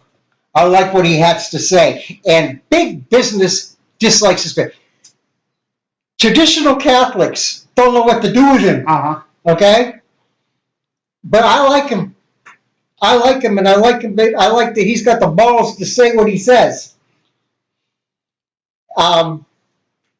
Because I don't talk about what my religion is. I will tell you that I have a belief, okay? But I think that religion is like a penis. You've seen this before. They're nice to have. They can even be fun. But you don't go around showing it to everybody. You don't go waving it in people's faces. That pisses them off, okay? It is the way it is. Practice your religion at church. Practice your religion at home. Teach it to your children if you so desire, as long as it's not hurting them. What you're trying to say is just don't force it onto everybody else. No. Not everybody else wants your religion. Yeah, it's fine. It's fine for you. Just leave me out of it. As like with Keith, I have a belief myself, and I don't force it onto anybody. I believe that this place is too much to throw it all in a big bang, and if it was a big bang, something had to cause that big bang. I believe in a creator, okay? That's as far as I'm going to go with that.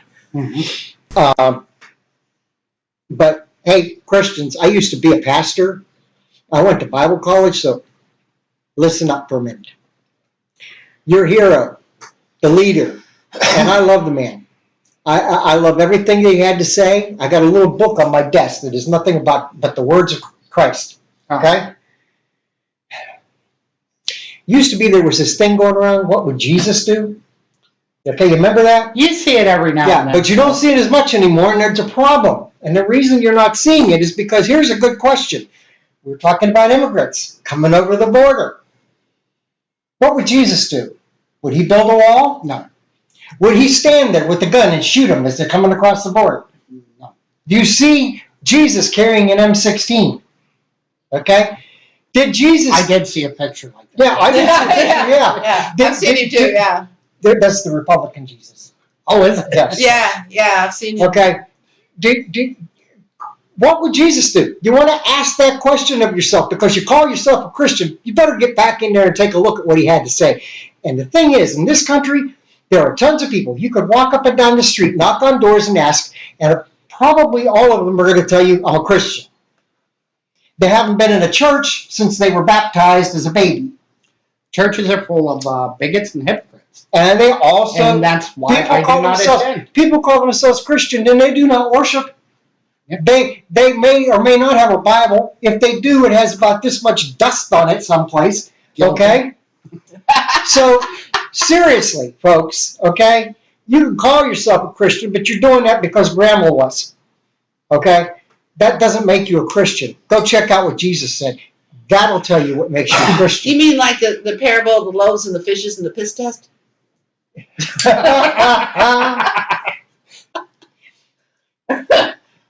I mean, Jesus in the 25th chapter of Matthew said that we were supposed to, and this is the chapter nobody wants to talk about.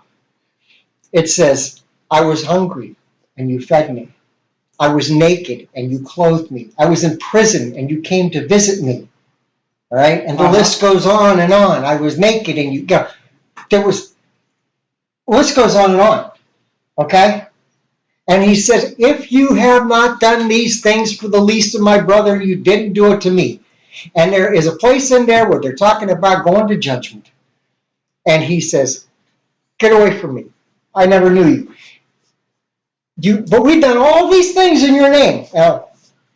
We got like a big crystal cathedral? Jesus, we got a mega church. And I got a $250 million home that I'm taking off my taxes, by the way. Okay? No, they don't get charged. I have a problem with that. Jesus never, ever pictured or envisioned big churches with stained glass windows. He never envisioned any of this. The churches used to meet in individual homes.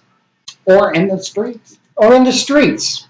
Now, eventually, sometimes they met in the synagogue, but that didn't work out real well. If you ask Jewish people, Christians were nothing but an offshoot of Judaism. And I believe in Jesus. I believe Jesus because there's plenty of proof in history that has been written about him, okay? Other than the Bible. what was it? What was the But- great Jewish historian? No. You know, folks, I'm gonna tell you something. Getting old sucks. I can remember what I did when I was 5, but I can't remember what I ate for breakfast yesterday. You skipped breakfast. You bought breakfast, you didn't eat breakfast. I left it in a bag on the floor of the truck. Yeah. Huh? And then I went through a sugar shock. Yeah. I need somebody to follow me around and make sure I don't step in holes. That beside the point. Josephus. That was his name, Josephus. Okay? I believe in Jesus. He really was here. Okay? And I believe in the things that he said because I believe that he was a liberal by definition. They didn't have the term then, but by definition, because the people that were in the synagogue, the Pharisees and the Sadducees, they were the conservatives of the day. Uh-huh. Okay? And I actually believe that if Jesus came back today as a baby, okay, in a hospital here in Pennsylvania, and he grew up and he had the same message that he had today, the Christian church would not want him around. If he came, they wouldn't. His ideas are liberal, insane. Yes, we help people in our community. We take a basket to them every Christmas with groceries. And I'm not belittling that. That's great. And we send missionaries, which I have questions about, going in and pounding people with you. But the truth is, he said, for the least of my brethren. So that means the man next door that you don't like, or the homeless person in the street, or the person that got AIDS and's dying, that you don't want to get near. Okay? And the list goes on and on. All the people that we have in prison, those are the least of his brethren. It's not the people that are in church with you for a covered dish dinner. Okay? That's not what it's about. That's not what Jesus was about. There's this parable. I'm sorry, I don't mean to preach. There was a parable that Jesus taught about the rich young ruler. And the rich young ruler came to Jesus and he says, what must I do to be saved? And Jesus told him, sell everything you have, give it to the poor, come and follow me. That's basically what he said, okay? Uh-huh. And the rich young ruler went away sad because he had much, okay? Uh-huh. It is a fact, folks. Jesus was a socialist. Now, you will believe it or not, but he was. And we didn't have those terms back then. But they don't want to hear about that. They want to hear about don't drink, don't smoke, don't dance, don't. They want all the don'ts. Because you know what? The don'ts are the easy part. It's the do's. And the do's are going to get you.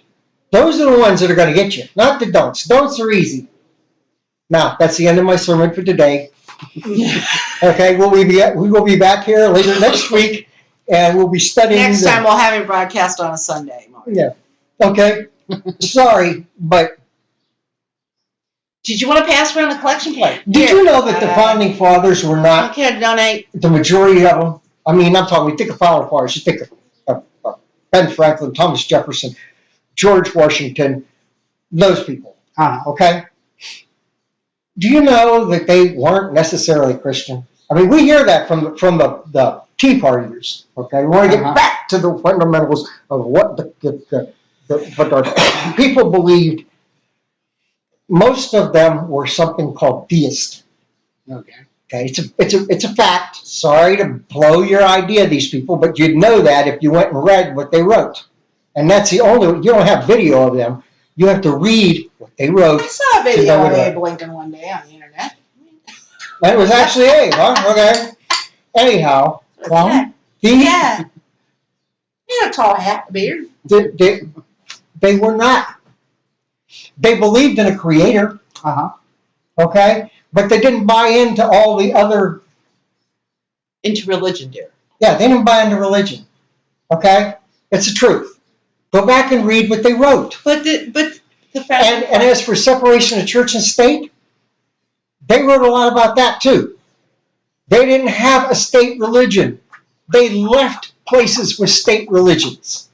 The Catholic Church ran everything except England, and the king decided to get a divorce, and the Pope didn't like it, so he made his own religion.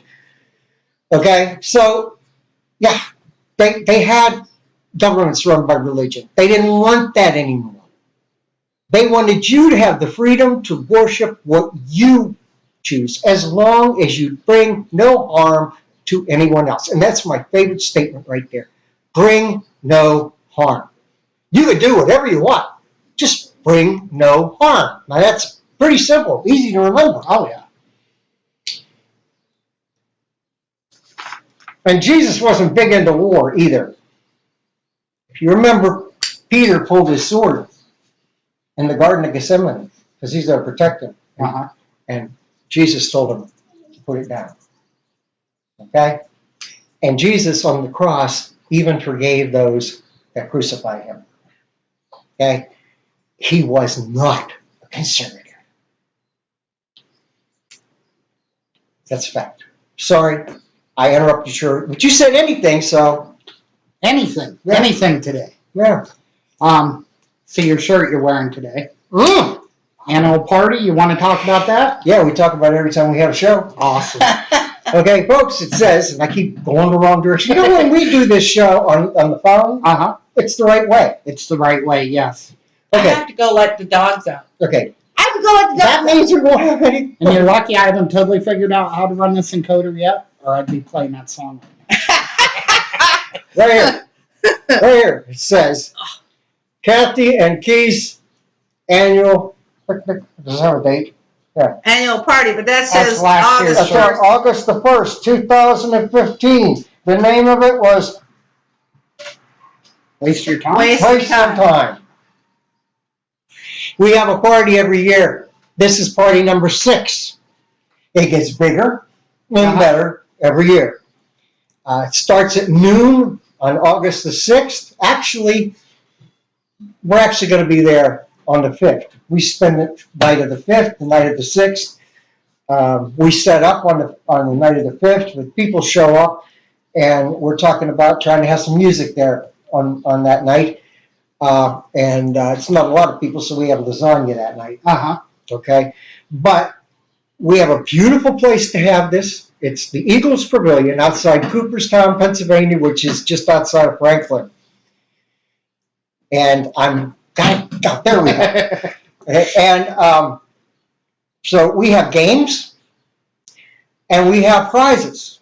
Every game has a trophy, and they're real trophies. They ain't something I made back in the wood shop, okay? Uh-huh. They're real trophies. We have a horseshoe competition, a cornhole competition.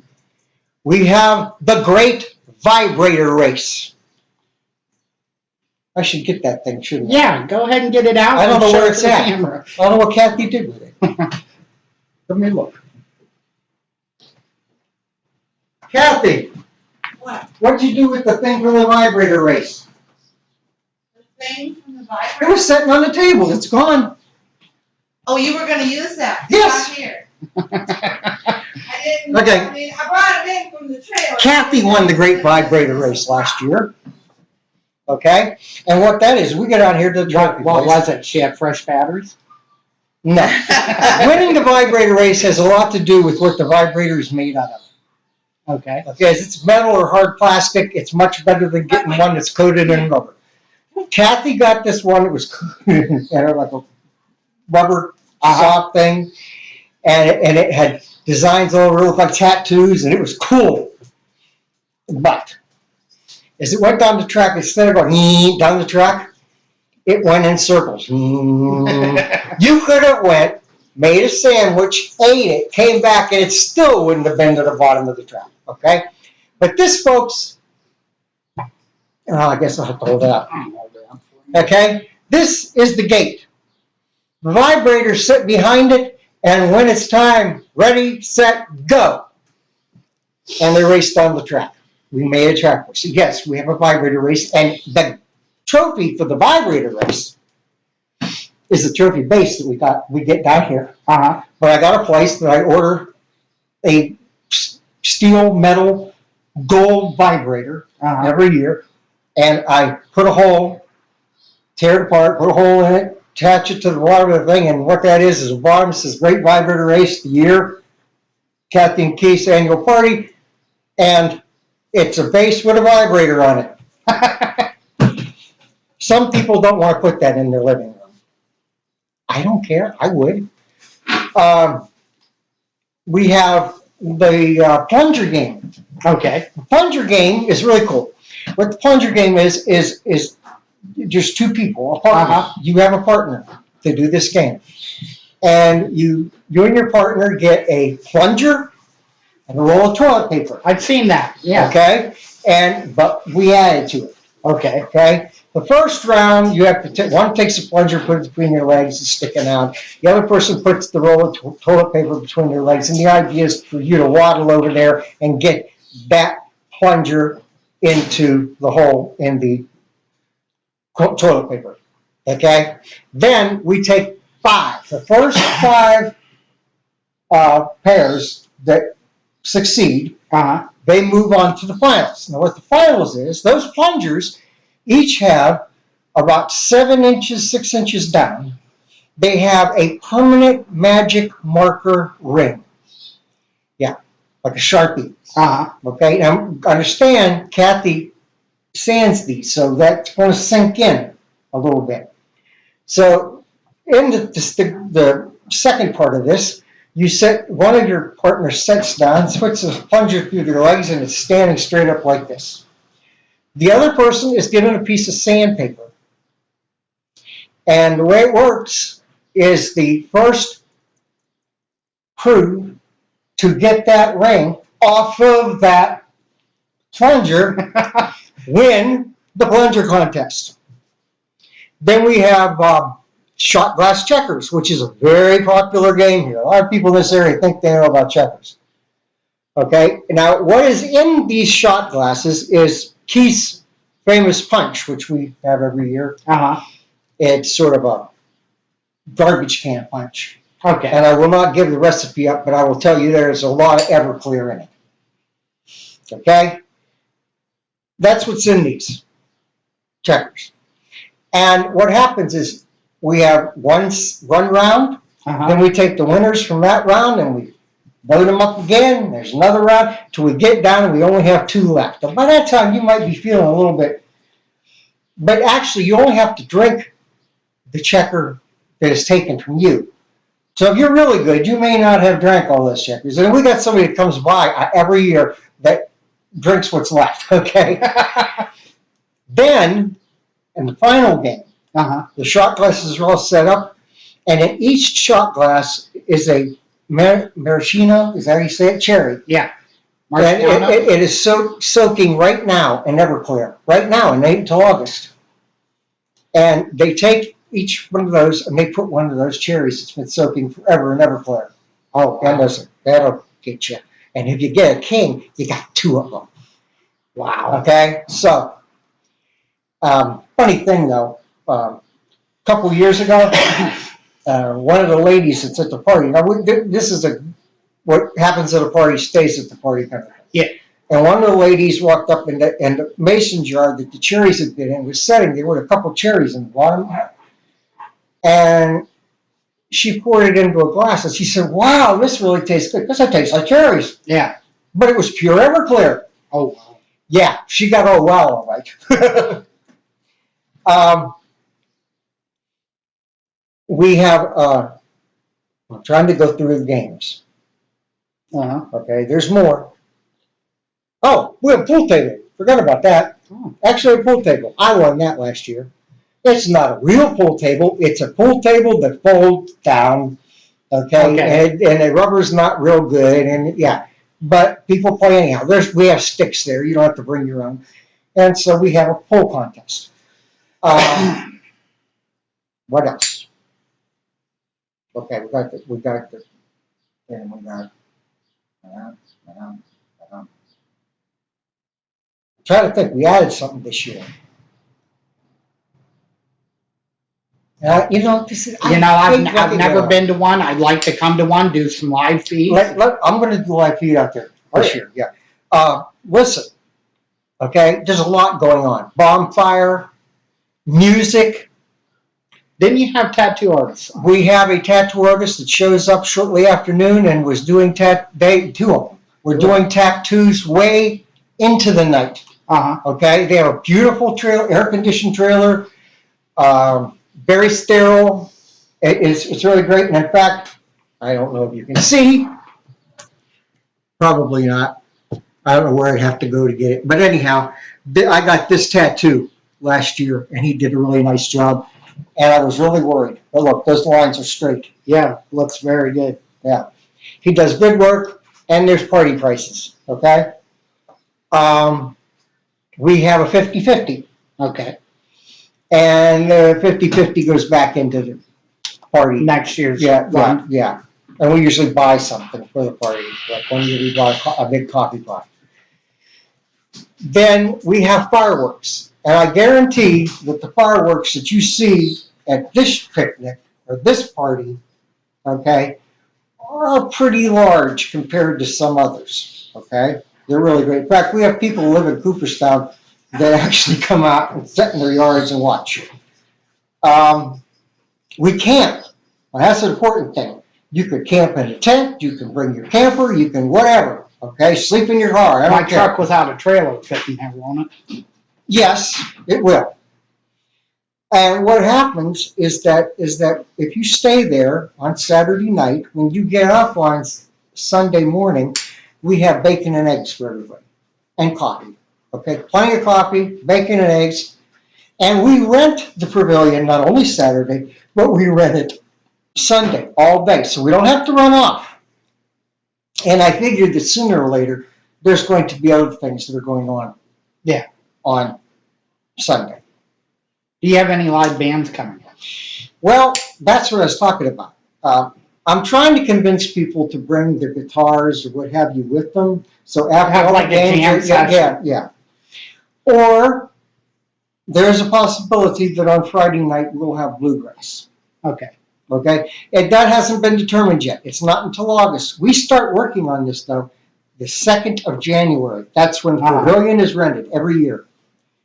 And in fact, at the Eagles Club, where they looking for us to come in on the 2nd to rent. Yeah. And it's a beautiful place.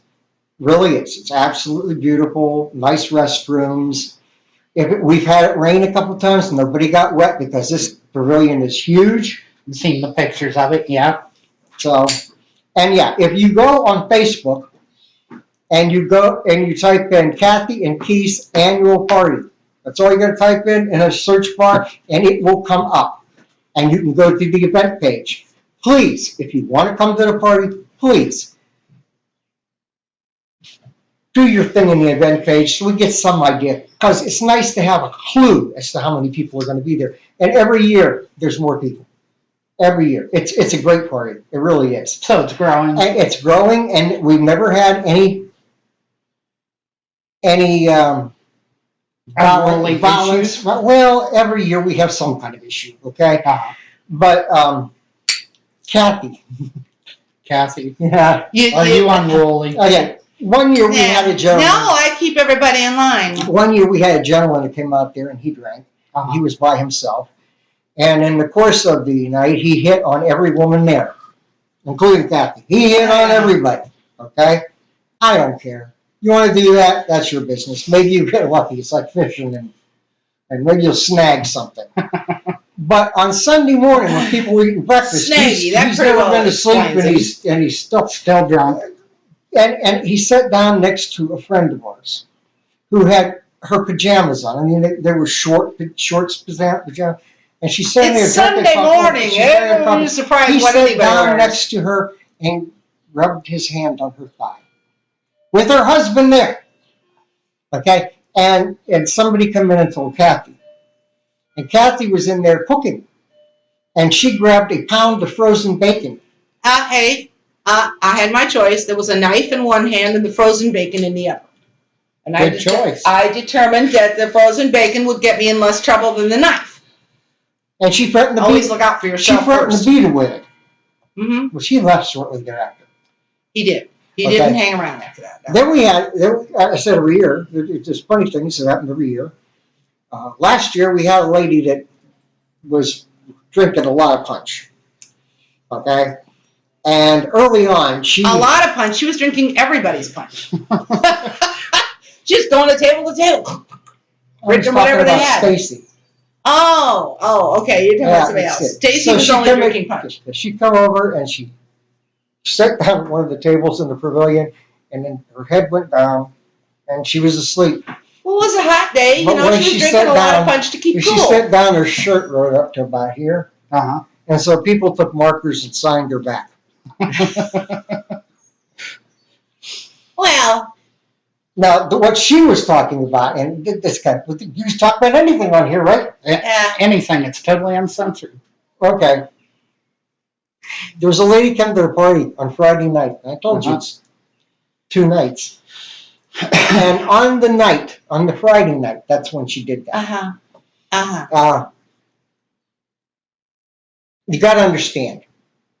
I think it was because her significant other had passed at the end of May. Yeah. And it's August, and she's still dealing with this. And she started drinking. And then she started drinking everybody else's drink. You turn your head, boom, it's gone. Okay, I don't care what you're You know drinking. this is only going to lead to trouble. Yes. Well, she did that for a long while. I'm pretty surprised at how far she got. Yeah. Although I've seen her drink like that before, and she got sick. Imagine that. Mixing all different kinds of alcohol. Okay? But when she got up in the morning, she couldn't find her teeth. Whoops. Oops. So then nobody was going to go search for them because they were in a garbage can somewhere, and she started digging through garbage cans until she found her teeth, and she had to go clean them. And yeah, so people, if you're going to be sick, take your teeth out. Yeah.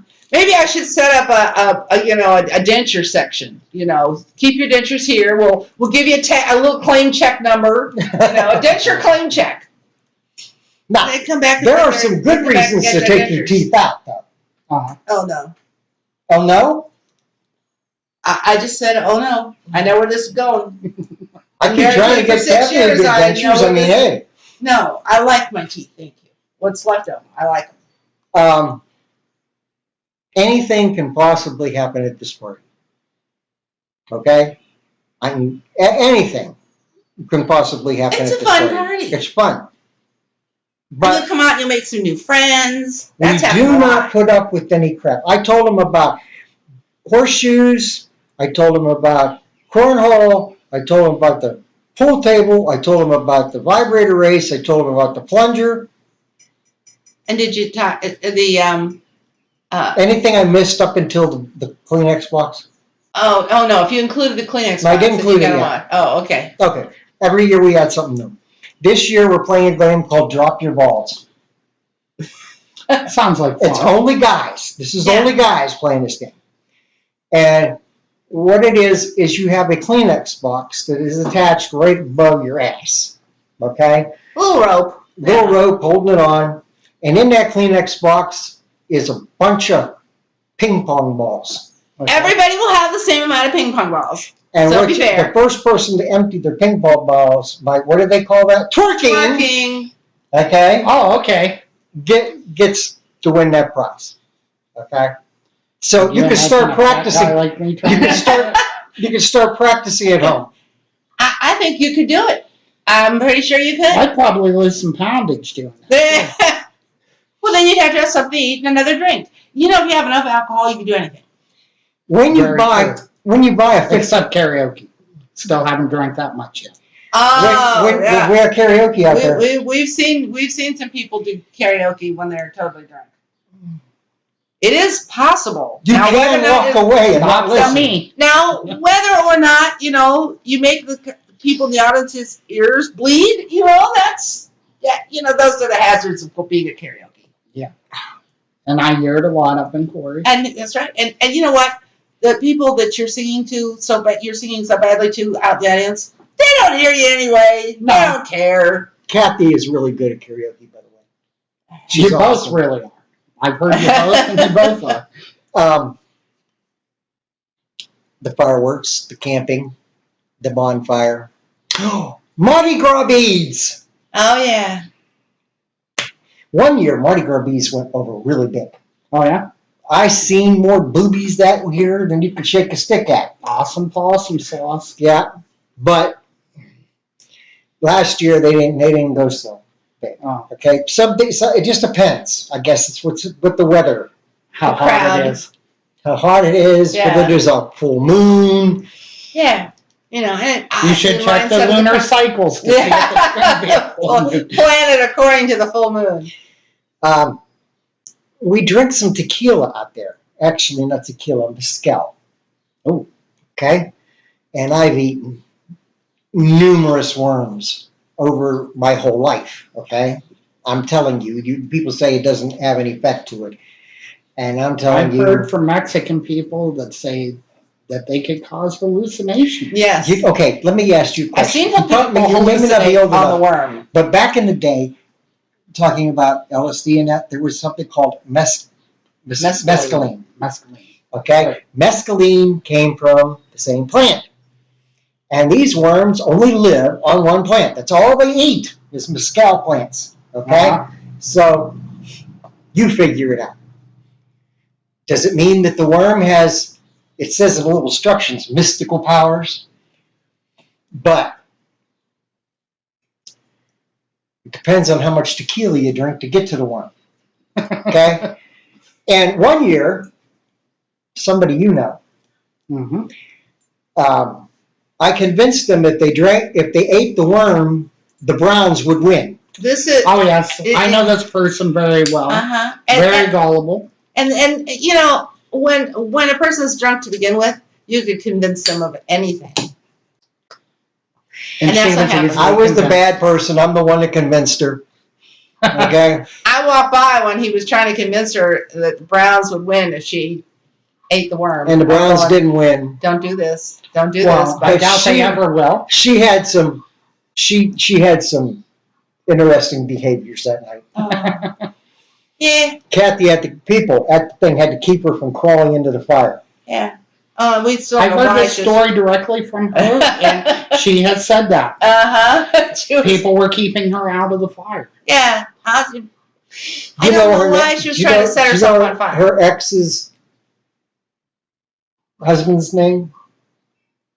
Her ex-husband? Yeah. I'm Okay. friends with him. Yeah. His name's Doug. No. No, not Doug. Chuck.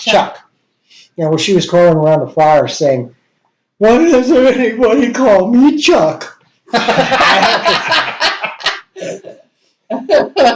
Eat the worm.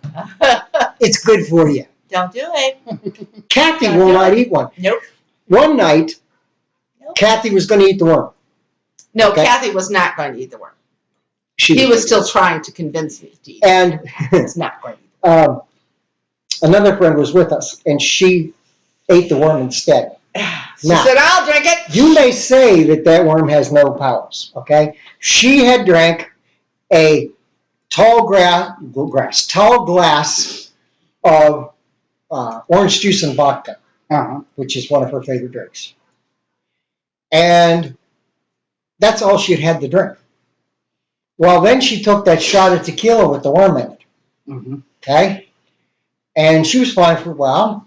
And then pretty soon, she was up doing artistic dancing, okay? Yeah. Interpretive. Interpretive dance, yes. And then she sat down at the table, and she kept doing it. And we could not stay. If she was like, so Kathy stuck her hand, do it with him. I stuck my hand up behind her head, put my fingers in between her hair, and like a puppet, I moved her head around. So if she looked, I would turn her head every once in a while and make make it nod, like she was listening. If somebody was talking over there, I turned her head so it looked like, oh yeah. But eventually that didn't work either. Yeah, the rest of her was slumping down. We had to go home. Had to go home early, okay, because the worm. You're the one that let her drink the worm. Well, it affects everybody. I said, no, don't do it. And she just picked up the glass. All she ever had was one shot of tequila, one shot of vodka. That's it. I was going to let you have that mezcal with the worm in it because I wasn't going to. I do it all the time. I know. I go to Shakers. The first thing I do is look at the bottle. I've got it up there. How many times? Sometimes they save me that shot. Open another bottle. So, yes. And those are great nights, folks. Eat the worm. It's good for you. No. Just say no. It's a mystical experience. You're not a fish. Don't eat a worm. The parties are great. They're wonderful. I could tell you more stories, but we'll let you figure that out when you get there. No violence. We have 2 very large security people, and they're right there, and there's never been one night. I was going to say, the security guards have nothing on me. Mm-mm. One night, not with you and friends. One night we had I actually had a tool with me. Yes. One night we had a young man who had drank his share. Okay. Now he was supposed to get up in the morning and go to a NASCAR race and walk and sled with his dad. And he wanted to go ahead and leave. But he couldn't drive. He couldn't walk, let alone drive. Okay? Yeah. And his girlfriend said no. Okay? And they got into an argument. At which time... There was pushing and shoving and screaming and howling. And then, pushing, shoving, and screaming. She did not get hit, but she did get choke slammed. It was about 3 o'clock in the morning. 3, 4 o'clock in the morning. I had already gone to bed. Kathy and I were in bed, and we hear this commotion. Now we got to get dressed. People are banging on my trailer going, there's a fight! But she got dressed in a hurry, grabbed a what pound hammer? It's a 28-ounce hammer. It's one of the biggest ones you can get. And she headed in that direction in a hurry. I'm sorry, but truck drivers can't be armed. So we usually have something else. And in my case, it was always a hammer. I slept with a hammer next to me. There was a hammer next to me in the seat. The same 28-ounce hammer. And I came out of the trailer with the hammer in my hand. Yeah. And people still talk about me marching across. And he ran. He looked out. Yeah, he looked out of his tent. Saw me coming across there. Someone beat some heads in it. This doesn't stop. And he ran out of the tent and ran in the bathroom and locked the door. Okay. And eventually he came back out and got in the tent and got his phone. And I can imagine how this went down. Okay? Because he called his grandfather, who is a very, very religious man. He couldn't get a hold of his dad. He couldn't get a hold of his dad. And his dad was probably sleeping, getting ready to go to Watkins Glen. And his grandfather drove out there and picked his drunk ass up. Okay? Yeah. I'm sure his grandfather was not pleased. He was going to take the tent. Grandpa says, you ain't taking the damn tent. Just get a car. Okay? So yeah, that's how that went down. Yeah. So we have had our moments, but other than that, it's a great party and nobody's ever got hurt. That's a good thing. Okay? Nobody's crawled into a fire. Nobody's got beat with a hammer. He didn't even get beat with the bacon. He was only threatened. No. I held it up. That would have been one hell of a show, though. Beaten by frozen bacon. That would have been a story for him to tell. I told him that after I beat him with the bacon, we could put it on the injuries and it would take the swelling down. Yeah. If you left her alone. The party's great, folks. You ought to come. There's a party page on Facebook called Kathy and Keith's 6th annual party. And plan on staying Sunday. I mean, we have the facility for all day Sunday. So you don't have to get up. You don't have to get up after you drank all night and get up and run. You can mosey around. I make breakfast for you. And then we have coffee all day, and there's usually sandwiches left over, so there's food to eat. And it's very relaxed. The food is always good. Uh-huh. Oh, and by the way, we do that 50-50. Hold on to your tickets. Oh, yeah. Because at the end of the night, those tickets get pulled in a raffle. And we have all kind of prizes that Kathy collects I collect prizes all year long. It's one of those deals, the prizes on table, your ticket called, you go pick something off the table. Oh, okay. The last person gets whatever the last thing is. A rubber duck. Who knows? I'm going to have to find a rubber duck. So That would be awesome. it's fun. It is. It's a lot of fun, and it's just weird stuff. And we always have it around the first, it's always the first Saturday of August. And there's a reason for that. The reason is that a lot of people are on Social Security, or they get paid through their pension on the first or so. And a lot of people receive their money right around the first. Uh-huh. Okay? And that we did it that way so that they had money that they could participate. Yeah, they could drive. They had the gas to do it. Yeah. So, yeah. So we have people that come a long distance. We have people that come all the way from Garrettsville, Ohio. Yeah. We've had other people come from even further distance. Erie. We had a lady that came 365 miles away. She come from South Oh, Carolina. yeah. One of my friends from wow. Indiana came out. That was cool. So I keep it's trying great. to come- People come convince from her to come Erie. back again. People come from Corey. Titusville. Corey ought to have a bus. I'll come this year. Yeah, the truth about it is she's right. Okay, we have all these friends in Corey that don't have a vehicle. Okay, So they really ought to borrow a school bus. I'm going to bring the truck, Uh-huh. so I imagine I can fit 4 or 5 in. There you go. If somebody went out and rented a If you brought the 15 truck with the passenger trailer, van, you could put everybody. I could. It could be like the Florida Mexicans. Georgia line. Yeah. This is how we roll video. All partying in the back. Yeah. That'd be cool. it's a great Be time, dark. folks.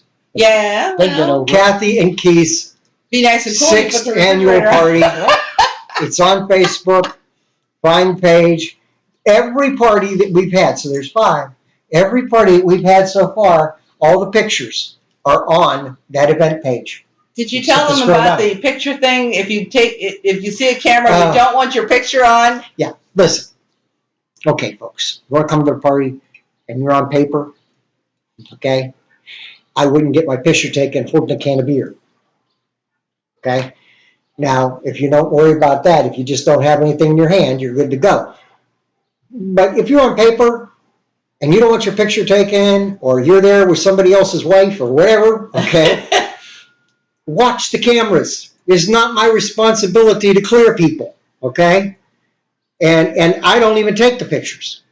Pictures are always taken by I somebody take else, pictures. okay? I run around taking So- pictures all day. So please, if you don't want your picture taken, make it known when you see a camera. Yeah, Now- just tell the person with the camera, please don't take my picture. Here's the problem, okay? For 2 years in a row, I got these calls. I'm not longer dating this guy, and I don't want those pictures on there because I don't want my boyfriend to see them. Who cares? It's Who the cares? past. Yeah, Listen, we well, don't. But anyhow, He was the last first year guy. I just Does said he no. really believe you're a virgin? I really said no last year. Ooh, the ice cream truck. Yeah. Should we all run outside and get ice cream? Actually sounded like I got hit by the ice cream truck last year. Oh yeah, I he did. did got hit by an ice cream truck. It was sad. Only my husband could get hit by A sad an day ice in cream truck. good humor. Dang. But I still had my ice cream cone. Yeah, he didn't lose his ice cream cone. Please come to the party. You'll have fun. Yeah. And go look at those pictures, because then you'll know right away. Know what you're getting into. You'll know what you're getting into. I've seen them. They look awesome. Now, I couldn't make it last year. I was working. One game that we don't have anymore, Uh-huh. okay? We used to roll up T-shirts with the thing on, and roll them up really tight, soak them in water, and freeze them. Uh-huh. And then you had 2 people, and you had to get that that T-shirt open, okay? Yeah. And then you had to put it on. Your nakedness, not with a T-shirt on, not over your shirt, not over your bra, No. okay? And you're supposed to turn and look to the crowd, okay? we had somebody to put it on and stayed towards the wall. Okay? Yes, ladies, you put a Frozen t-shirt on, your nipples get hard. It's just the way it is. You mean all women have nipples? Next thing you're going to do is tell me that all men have dicks. Damn it. I'm not sure about that. You know, I've only seen them in the movies. I'm not real sure. So it's a blast. It's fun. But that contest, it took too much time. It was too difficult. Okay? So And every year we toy with the idea of having some kind of water game, or if nothing else, putting a sprinkler out, but I don't know if there's a hose out there. Okay, but and it's a mud hole, and I don't think it's a good idea. Now, we've never had a time where it was like super, super hot. So we've always lucked out on the weather. It was warm, but it wasn't like 95 degrees either. Is there a wet t-shirt contest? If it rains. So these guys are out there praying for a Yeah, they're praying for, and some of them are successful. Sometimes we do. Hey, some of them the rain night shower. before, that beads thing, that worked out really well. And what happened that year is we had one lady who was there, but by the time it was over, she looked like Mr. T. She had so many beads. Oh, yeah. Yeah, she had everybody up for their beads. That goes for So guys. did Kathy. Oh, well, that was. It was the end of the night. I found a box with some extra beads in it. So I went out and the bonfire's there and everybody's sitting around the bonfire, and I went to all the guys and passed out beads to all of them. And they're all looking at me, and I went up stood in front of the fire, guiding everybody to see it. I just took my shirt off and then went around and collected all my beads. She scarred my brother for life. Yeah, his brother was sitting out there. And yeah, he was Imagine like, I see my sister-in-law's tits. they're just kids, you know. And if you And we're very liberal. if you could, I used to be a truck driver, so there's pictures of my boobs on cell phone cameras And let me say, over the United States. Let me say this, okay? We invite everybody, okay? So we have people of different nationalities that show up at this party. We have people of different sexual preferences, okay? See, I have a problem with that sexual preference, okay? Because if it is actually hereditary, it's an DNA thing, okay? Yeah. Okay, then it's not really preference, it's what you are. But that's an easy way to put it. I can't think of another term for it. In fact, the guy, That's why I said preference. Yeah. the guy, What else would you call the it? guy that runs that does the vibrator race is gay, and this year he's nuts. I mean, he is the queen, all right? And so he's crazy. People are laughing all the time. He's just funny as hell. This year he's going to be wearing a big dick suit. That is, unless he's in Taste of Franklin. Is that it? He's in the karaoke contest. But is it going to be in August? Yeah, that's like the last one. Is that weekend. So if he gets into the finals, he won't be there. I love you, Scott, and I wish you well. I hope you get into the finals. That would be super. But we're still going to get the dick suit because I have somebody will wear it. I couldn't. I'm an asshole. So Could we get one of those? Oh, we get one of those costumes. Possibly. I'll Google it and find out. Yeah.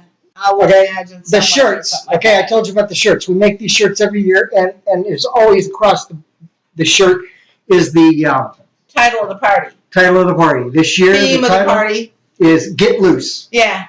Get loose. If you want to know Get why, loose so that get there's loose. a video. Just go to YouTube, write "Get Loose" with it, and the video will come up. And we always have a theme song, okay? And you will hear that song several times during the course of the party.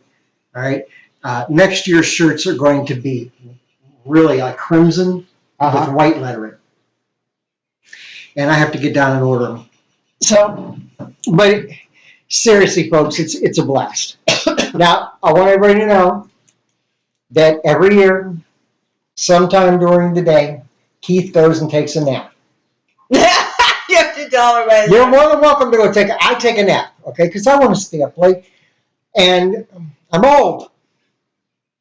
Plus, He functions better with when a I nap. get too tired, I start to hurt. And I really don't want to hurt out there. I really don't. Actually, I was thinking about making nap time. You know, we just, okay, everybody, nap time. Get your Siesta blanket. time. Get your, take your nap. You can require nap time. You know, the whole idea of a siesta is not a bad idea. No. It's not a bad idea. I mean, I'm saying you work someplace and they have a nap time. Okay, what do they give you? 20 minutes, half hour for lunch nowadays? Yeah. Okay? It should be an hour. My son works for Nintendo, and when he was in the gaming department, they actually had a break room where you could go, you could exercise, you had the option of taking an hour off during the day. You still got paid. And that didn't include your lunchtime, did it? No, doesn't include lunchtime, no. And lunch there, they had a cafeteria with all this great food, really inexpensive, so he could go in there and he could have a decent lunch. That's the difference between an American company and a foreign And a company. Japanese country. Yeah. That's that. Again, you know, in Germany, I speak German, and I know Germany. Say you went to first of all, their education all the way through doctorate is paid for, and while you're going to school, you get a stipend. Everybody over 18 gets a stipend to go to school, okay, to live on. So say you go to school and you become a teacher, and after 15 years, you decide you don't want to be a teacher anymore. You want to be a chemist or whatever, okay? You can quit your job, go back to school, get your stipend back, your school is paid for, and they're going to take somebody and they're going to shove them right into the position that you left. That's why that system works so well. Mm-hmm. And everybody says it can't work here. Per capita, people, per capita. It works there. It will work other places. It's because of per capita. And the truth is that we have public education here because at one time it went to 12th grade and it was all paid for, and that was important because you needed that high school education. But not many people went on to college. Yeah. Today, a college degree is worth about what a high school diploma was back then. We don't have a whole shitload of steel mills or factories where it doesn't. Most places require you have a high school diploma. Yeah. Okay? There's not a lot of those factories around anymore because they become automated. Mm-hmm. Okay? And the jobs of tomorrow are jobs where you have to use your head. Okay? Mm-hmm. And you need an education. And that's why a lot of people hate education. It's the truth. They hate it when they're high school. To my way of thinking, we ought to be, and we did this at the turn of the century. We did this up until about 1960. And that is, we had vocational training in high school. Now there's a little bit of vocational training, but not like it was. You actually learned skills. You could learn machining. There was a whole raft of things that you could use. Oh, we have company. I'm sorry. Hi, come on, we're online. We're doing a show. Oh. You want to show them the tattoo you got last year? Okay. This is our friend Mar. He comes out to the party. Mar got tattooed last year. Right there, he's got his kid's names on his chest. Isn't that cool? Hey, Mar. Hello. And Mark can tell you the party is fantastic.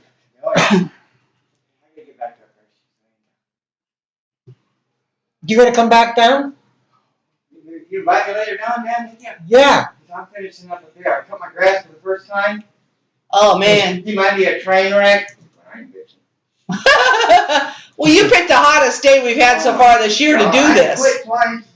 Yeah. Yeah, this is a good day to really, just he sit should around. not be out there in the sun. He has hepatitis. Yeah. He should not be out there in the sun doing this. He can be very sick. Yeah. And I'm sorry, it's hot out here. There's no breeze. Everybody should be doing what we're doing, just sitting at the computer, chit-chatting, drinking, That's it. That's all you should be doing In today. fact, we could provide you with alcohol. I gotta drive home. Yeah. Oh, the things you have to think of when you're We could, turning. Oh, I'm telling you. we could probably provide you with a worm. Yeah. Probably, but He still can't do it. still couldn't do that. Do you think the because worm would come up on a piss test? I actually do believe it comes from the mescaline plant. Oh yeah, it could. Yeah. That could very well come up. Yeah. Yeah. You got to think of your livelihood first. You know, so that you got that's one time of to those have fun. things where you always have to think of Mhm. everything. Mhm. And, you know, it becomes a total headache because I can't just go to the bar and drink with Mhm. friends.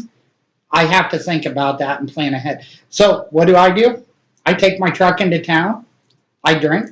I go to my truck. That truck come with 5 keys. I don't know why, but they come with. They all go in the side box. Uh-huh. I get back in the truck. I go to bed. If a cop knocks on the door, I look out the window. They always come to the driver's door, Mhm. and you shake your head no and point to the other side. Mhm. Because the second you roll down that window, You're driving. technically you're driving your DUI. You Mhm. make them go to the passenger side. Yeah. And the same goes, if you're in your personal vehicle and you decide to sleep in your vehicle at a bar because you drank too much, sleep in your passenger seat or your back seat. Mhm. Because otherwise they'll Do get you. not get near that wheel. And don't leave the keys in the ignition. Exactly. Especially another way too is if you have a trunk with a switch, a button Mhm. inside or a switch, put your keys in the trunk. Ah. Wanna hear You can always get them out. Want to hear a Yeah. story? Pray to God your battery don't die though. Then you're fucked. You want to hear a story? She tells stories. I got a story. I went to a breakup in a relationship. You know how nasty those are. Oh, and in fact, you know the woman. And I went to the bar thinking that she was going to show up at Rascal's. I don't even like going to Rascal's, but I figured she's going to It's show closed. up. Now it's closed. I'd like to have it, but anyhow, the Oh yeah, we need another job around here. That make for I- one hell of a studio. I'm good friends with her brother.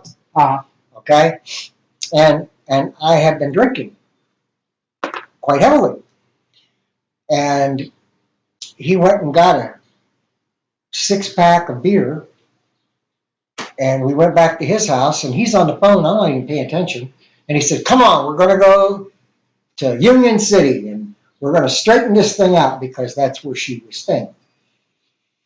And we got there, and I stayed in the car. Mm-hmm. Okay, and it was actually the truck, and he's up there arguing with him, and I'm still in the truck, and I'm getting a little nervous. Okay, and he comes back, and I look in the rearview mirror, and there's a state cop sitting behind me, and I took the keys and dropped them on the floor. Okay, so he gets out because that's how he is. He just jumps out. Okay, and he knows one of the cops. Imagine that. So he's talking to the cop, and I'm talking to this young guy, new state police guy, and he asked me what's going on. I told him I should have never come here, and I gave him the whole story about how I'm so badly in love and my heart is broke and all this stuff. And finally, I got to the point where I said, "Look, you're a state employee. I'm a state employee. I don't want to lose my job. Okay? Please give me a break. Follow me back to Corey. If I make one mistake, turn the lights on and carry my ass to jail." Okay? And I kept saying it over and over again. Well, the other cop came back and they're talking. The older cop didn't want to hear it. Okay? And the young cop come over. He says, "I really got to do a sobriety test." Okay? Now remember, the people still standing on the porch. And he got out in front. First I said, I get the whole thing about I'm a state employee. I knew I couldn't pass that test. I got out of the truck. I took 3 steps and hit the ground. He helped me up off the ground and said, "Come on, you can do this." No, I couldn't. So then he went back and talked to his buddy some more. Uh-huh. And then they came back and they come up with this wonderful idea. He says, you're going to ride in the car with my buddy. And the other state policeman is going to drive my truck with my buddy with him.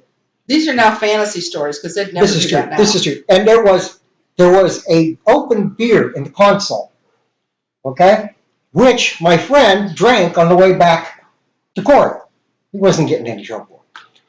And we got to Corey, and they made me promise that I wasn't going to drive away, which I didn't want to drive away. And I passed out on the couch for a little bit, and then I got up and went back home.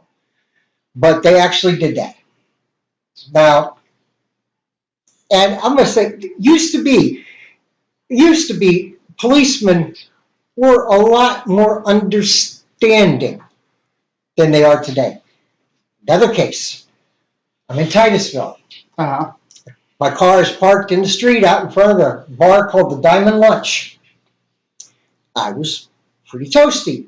My idea was I'm going to go down the street, not very far, to Perkins and drink a lot of coffee and stay there for a while and sober up. That was my idea. Okay? Uh-huh. But the four of us, me and some woman, I don't remember who it was, and my buddy, and we got in the car, I pulled away from the curb, and all of a sudden, boom, there's a Titusville cop behind us. I pull over. And he comes up and he says, have you been drinking? I said, you seen me walk across the street? Yeah, I've been drinking. Well, where are you going? I'm going down to Perkins to sober up. I mean, that's how we're talking, me and this policeman. And he looked at he ran my plate and all that. He came back, he said, I'll tell you what, go to Perkins and I'm going to follow you. And when you go to Perkins, then this is done. And you don't find that no more. You don't get that no more, no. And then in Franklin, this is irritating to me. If you are at the bar and you get intoxicated and you decide, I can't drive, but I can walk home, okay? If you're walking home and you trip on a crack in the sidewalk and a cop sees you, Public drunk. public drunkenness. Oh, man, because it's about the money, folks. Used to be they'd pick you up and take you home. It's about the money. That's all it's about. You know, you were talking about Rascals and make a heck of a studio. Uh-huh. Now I realize there isn't enough call for that in Corey, but wouldn't that place be cool to set up individual YouTube or Facebook live stream little studios where people could come in and for $20 or $40 come in and they'd have an hour Exactly. online. Yeah. And they could play music, they could talk, whatever they want to do, their own little studio. Well, talk pretty much because most of your music is copyrighted. Uh-huh. I mean, if they Oh, wanted you to like it. sing, like do karaoke Uh-huh. and call it a cover. They I had to do that with my little girls video. Uh-huh. I had to call it a cover in order for it to be able to. Ah. It could go on, not listed as a cover, but I Mhm. couldn't monetize it. Ah. Unless it's so old.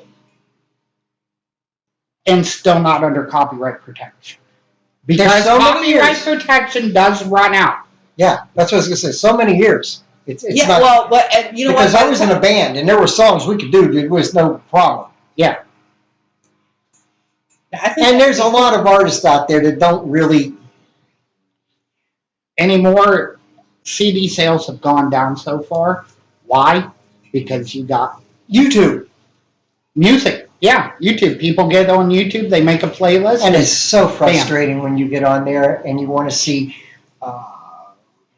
Prince videos. There's a good example. Well, I listen to Howard Stern a lot, and when Prince passed on, his family decided to remove every bit of his media Yeah. quick. It Yeah. happened very quick. Why? So they could capitalize on it Yeah. and bring it back in As- 6 months, a year, bring it back and be like, everybody's wanting it. And that they're going to capitalize on it and make millions. As if there wasn't enough money in that estate as it is. Exactly.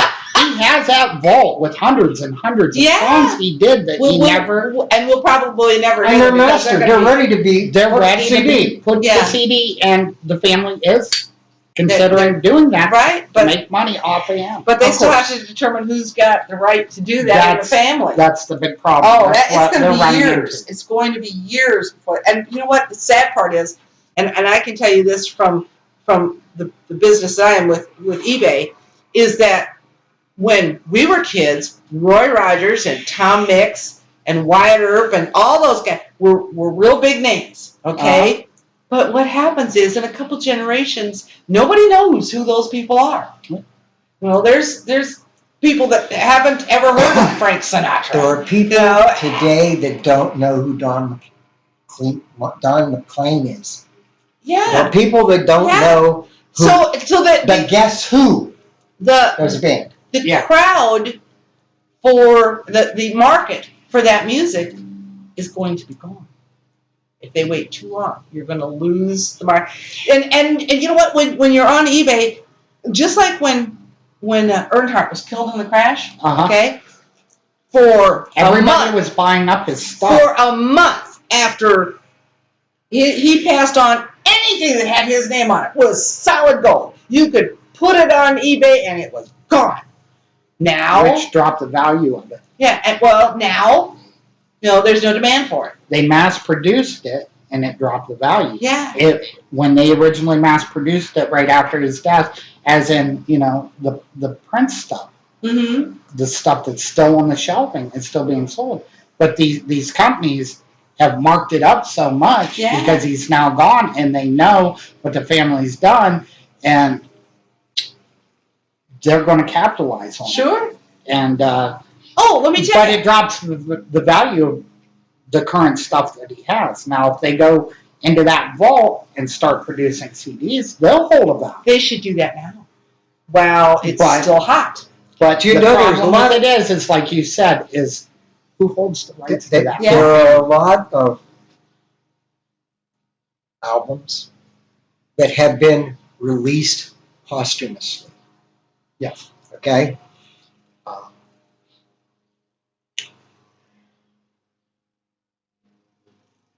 Jim Croce.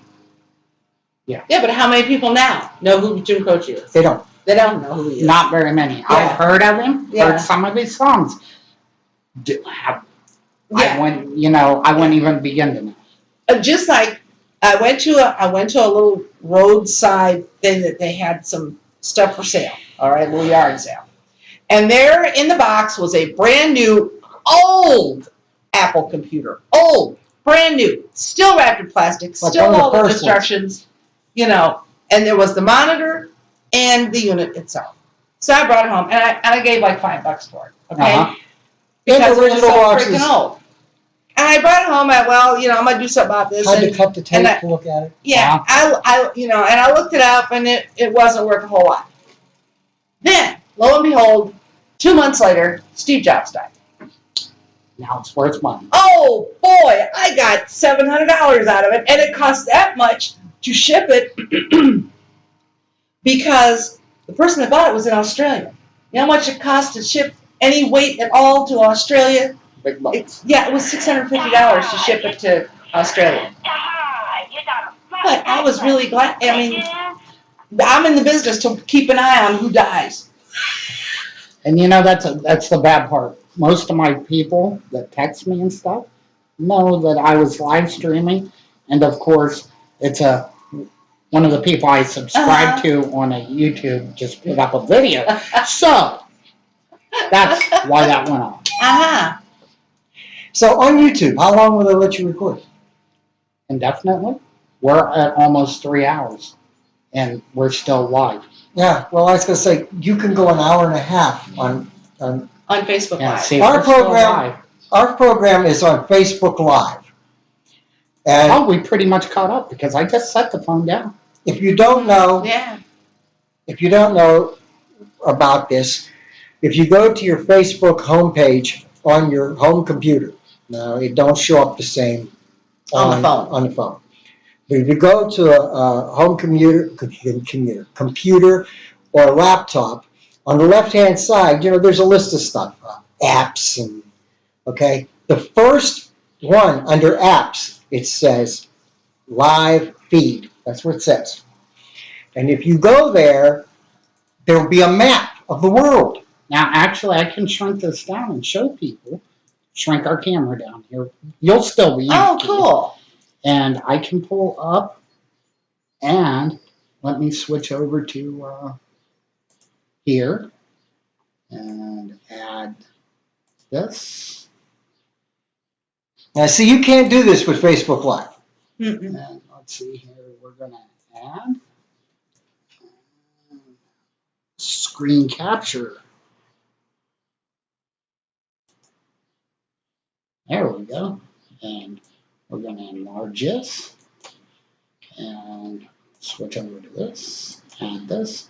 This is my Facebook coming up here. And Okay, right where it says we'll apps. switch back here. And right in here is what Keith is talking about. Down your side here has your apps. And that's where you're going to find live. Now, I'm going to actually switch back to the screen here. And there, we have the screen so far away. Here it is, live video. It's under, well, he's got it under favorites. That's where it shows up on yours, is under Yeah. favorites. But the name of it is live video. And it shows up like this. And in a moment, see the little dots? Everything. See all the Tell us little what dots? house you And they did this keep, year. Michael keep Jackson? popping up here Oh, more and that's more. my daily And this is cosplay. everybody. All Live over the streaming world. all over the world. Yep. Yeah, well, I And saw- right here now, the big dot, right here, is the one up in here. Yeah. And it looks like Miami area is where they're at. So, And of course, because we're live streaming, this isn't, I actually got to back out of this because this will affect our live stream. Trying to pull and retrieve data that much. And yeah, even my other page for my YouTube is right here. And, it's right there in my favorites and it Mhm. pops up just like this. So, I hate clowns. This is a peculiar thing. I mean, there are a lot of people that hate clowns. oh yeah. I mean, there are people who hate clowns more than they hate spiders. And we'll get rid of that and enlarge this back up. There we are. And there we go. Hey. So, did we cover everything? Oh, we covered Oh, everything everything. in the What do I end. think's going to happen to the nation? Seriously? If Trump gets in, not as much bad as people think, because He has to work with he the has to law. work with Congress. Okay? Yeah, he Same has to thing work about with, him. with Congress, and he has to work within the law. I That don't is think correct. he quite understands all that. He thinks the president can do whatever they want. And Yeah. that's not exactly true. Everybody says, Obama said we're going to do this, we're going to do that, and we didn't do it. The truth of the matter is for the last 8 years, the day he was being inaugurated, there was a meeting of Republicans that said we're going to do everything in our power to make him a one-term president, which they didn't. But they haven't got any legislation worth anything done in the past 8 years And it's because that they lack- fight everything he does. It's that Um, lack of getting anything done is one of the reasons we have Trump and Bernie both calling for major changes. It's because the general public has gone through 8 years of this garbage with the Congress, and they're done with it. They're done with it. They see nothing getting done. We need a change in government. Major change. Major change. It's not. But it won't happen if we don't get It is more cooperative people in Congress. the whole problem with it is the lobbying. Okay? Uh-huh. It's the whole problem.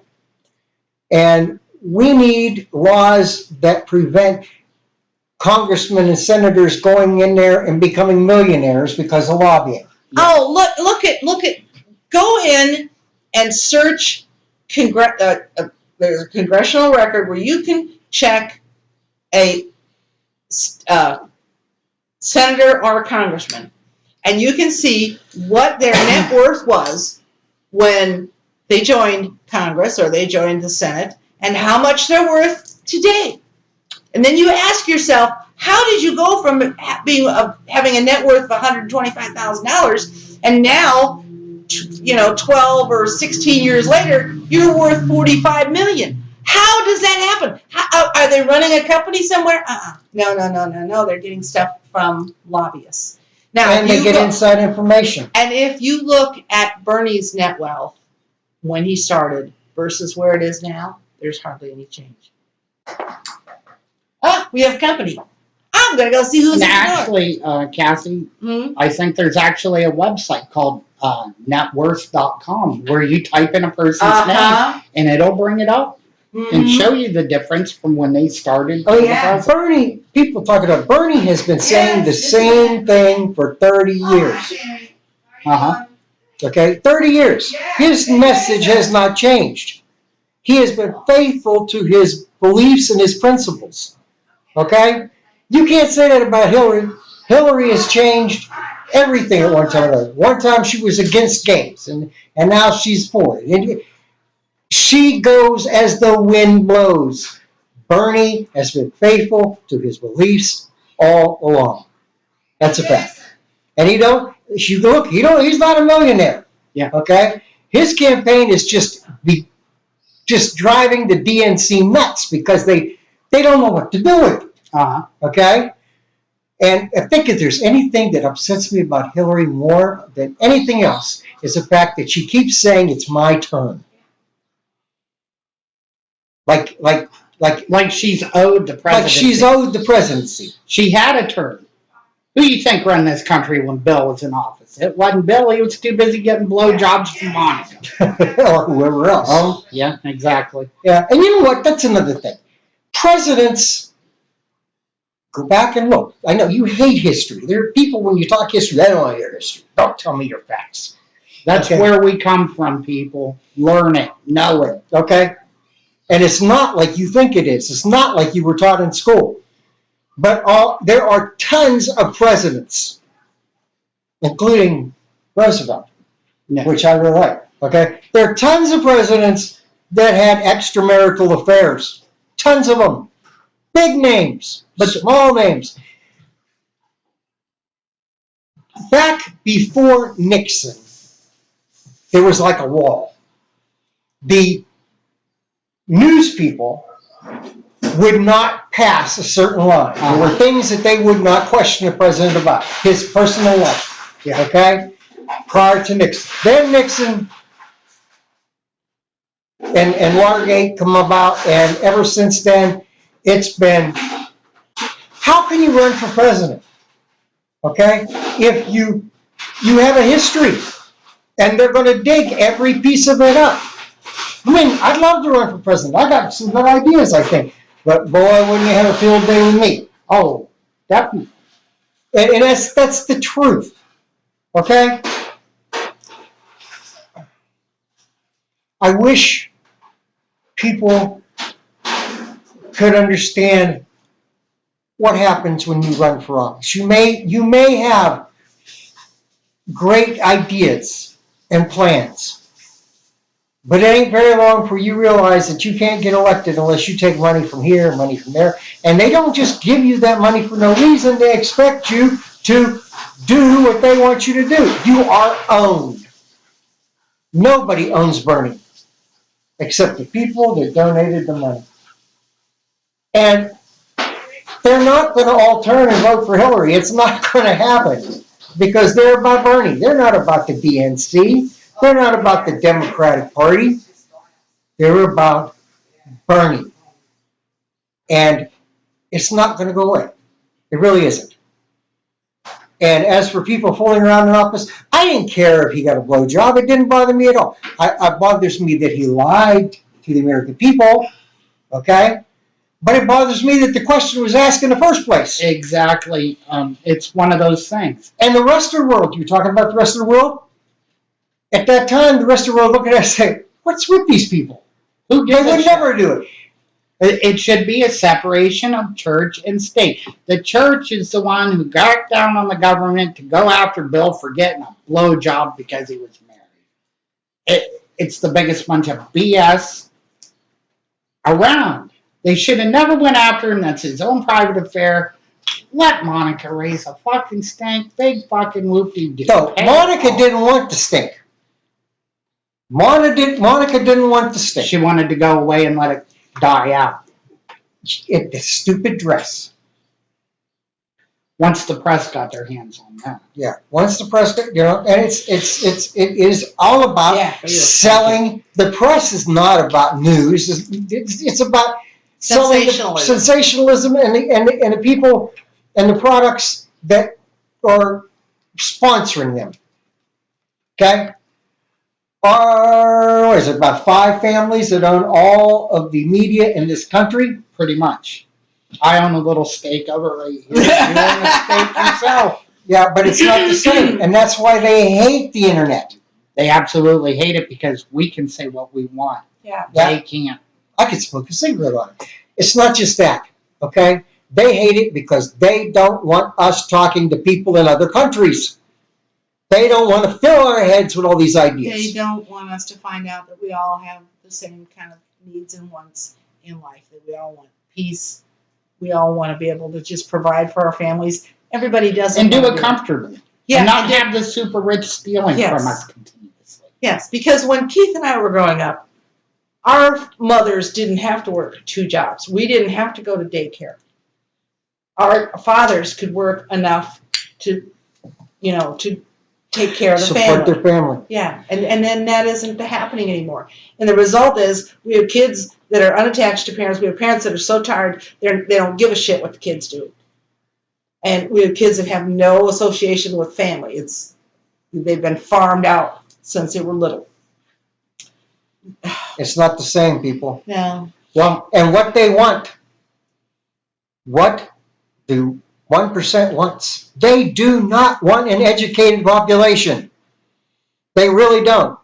They hate Bernie's idea about education because it's not about the money. It's about people being able to think critically. It is about the money because colleges are now in the business. They're not in the business of educating. They're in the business of collecting money. Okay? They didn't used to be so concentrated on how much money can we get. That used to be in what kind of knowledge can we supply? What kind of education can we supply? That isn't the case anymore. They want you to be able to go plug that cog into the machine and do your part. They don't want you to question it. They don't want you to think about it. They just want you to do whatever they tell you to do to get those few pennies that they give you. That's true. Slave wages. Okay? Yeah. And they don't want to ship the jobs overseas, folks. They want to keep those jobs here. But they want to pay you what they're paying over there in China for those jobs. Okay? The truth of the matter is, the people living in China need to have a raise. And they are fighting for it. I heard the other day that some of these companies are wanting to bring jobs back here because we're actually starting to be cheap. You want to see a change in the world? Well, that's because our personal production numbers are much higher than some of these other countries. We work harder than a lot of other countries. Or at least our workforce. You want change in the world? You want change in politics? The people that are the working people, the people that do the work in this country, okay? All of those people ought to get together, okay? Do you have any idea what would happen if we had a national day of strike? Well, if that happened in trucking. It just shut everything down. And it did. There was a national truck strike. Ask Kathy what that was like. I was a little feller. My dad was involved with it. I come from a family. Do I want to drive truck? Folks, hell no, I don't. I'm gone a month and a half at a time. You think I enjoy that? But it's better money than I would get in a shop, and I don't have someone looking over my shoulder every 5 minutes either. But still, I'm away from home days, weeks on end, and it's no fun. It's a lonely job. People bitch about truckers on the highway, and I want to say this. There's not a thing, not the computer you're watching this on, not the food in your refrigerator, Not Nothing. the wood that built your house. Mhm. All has been carried by trucks. Okay? And 99% of the time, if you live in a city with a house, the grass in your lawn was even hauled by a truck. Yes. Or the grass seed. Yeah. Mhm. And And it's getting so the water is trucked to your house. yeah, because you Especially can't out drink in the LA tap now. water. Yeah. Can't drink the tap water. And Nestle. Very big corporation. Oh, a lot of and they think that water is not a right. Should not be considered a right. I mean, we need it to live, but it should not be considered a right. Well, once again, that's the super rich trying to control something that they shouldn't be allowed to control. That is a fact. That is a fact. How about these people that live out in the, out a ways, and their local boroughs decide to put in sewer lines and water lines, and these people have been on a well and a septic tank for years. The sewer line thing happened in Pittsfield Township. And they didn't, and people didn't want to hook up. They had perfectly working sewer systems. Yeah. They run the line through. It even happened in Spartansburg and Crawford County up there. And they said, look, you're going to pay a sewer bill whether you're hooked in or not. Yeah. Because we run this through. They come down your street. You're going to get, whether you get hooked in or not, we don't give a shit, but you're paying the bill. What happened in Spartansburg, if you didn't pay your bill after so long, they came in, they took your house and auctioned it off. Your own property and auctioned it off to pay their sewer bill. That you never voted for. All because of people on the board wanted it to make money for the township or the community or the borough. Or they think it's going to make everything worth a whole bunch more. And it doesn't. No. How about the people that want to live off the grid? They successfully do it. Okay? They successfully do it, and they get in big trouble because they can't, the boroughs, the townships, or whatever, they can't stand this, that they work up. That's happening up in Alaska right now. All those people off the grid for years and years and years. Now, as population centers grow, they want, I mean, it's wrong. Okay? For instance, if I took this house and put solar panels on the roof, we could probably get enough energy for what we need plus. And now they want us to go green, but now people are getting charged for doing it because the electric company don't want you to do that. No. There was a time when if you produced enough, and The electric company had to buy it. Yeah. Well, Getting away that from still does exist. Does it? Yes, if your meter runs backwards, they owe you. But the trick of it is you can't just have solar panels. You're going to have those cloudy days. Come wintertime, then where it's a week cloudy, you're not There's going to. snow on top of the. Exactly. Yeah. You have a windmill. But the windmill has to be a certain kind, which I think the smallest one is like $35,000. Yeah. That the electric company has to approve it. Yes. I'm going to tell you, one, this long, this wide, will produce electric. I mean, I've seen little solar panel like this turn a meter backwards because the property that they had it hooked into the meter was not using that much electric at the moment. So it actually turned that meter backwards. You know, truthfully, folks, one of the big issues in this election will be West Virginia and the coal-producing state, okay? And there's no doubt. I mean, I'm old enough, I remember coal furnaces. I remember what the smoke looked like. I lived in Youngstown near the steel mills, and you had to paint your house every year because there's a coal shortage, okay? And you couldn't see across the river. There was so much pollution. Now, it's not that way now. But if we decided to go green, to not use any, what's it called? Help me. Not the oil, coal, all of that is called Fossil fossil fuels, okay? if we decided to reduce our fossil fuel usage and go green, we could do it. And we could put those people to work, because in going green, there would be a whole lot of solar panels to put up, okay? Oil companies don't want to do that. Coal companies don't want to do it. It's not the people. It's the rich owners of these corporations. There are a lot of things that we could do that are better that corporations keep us from doing.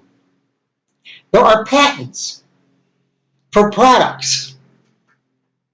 Kathy has a favorite story about the block.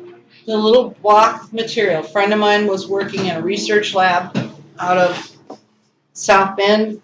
Him and a couple other guys sat down. They had their own little research lab. They developed, and he couldn't tell me what was in this brick, but it was about the size of a regular brick, okay? And that brick could provide enough energy that you would only need one brick to heat your house for like a day or so, and the brick cost like $0.25, okay? And they were all ready to, release this information, get investors, and excuse me, the government came in, took all of their research, every note that they had written, every piece of equipment they had, gone. And they were told that they had to keep quiet about it. They could not reproduce it. They had to sign paperwork. You could not reproduce it in any way. And the government came in and told the company that they were working for, this is it. You're not doing this. You can't. And this little brick of whatever this stuff was, it was some kind of organic material, but this little brick could provide all that heat. It could, think about how much less people would spend on heating their homes if you could buy a brick for $0.25 and put it in your little burner, and it would provide enough heat for your whole home. How much more money would the average family have if they didn't have to put away $500 a month all winter long to keep their house warm?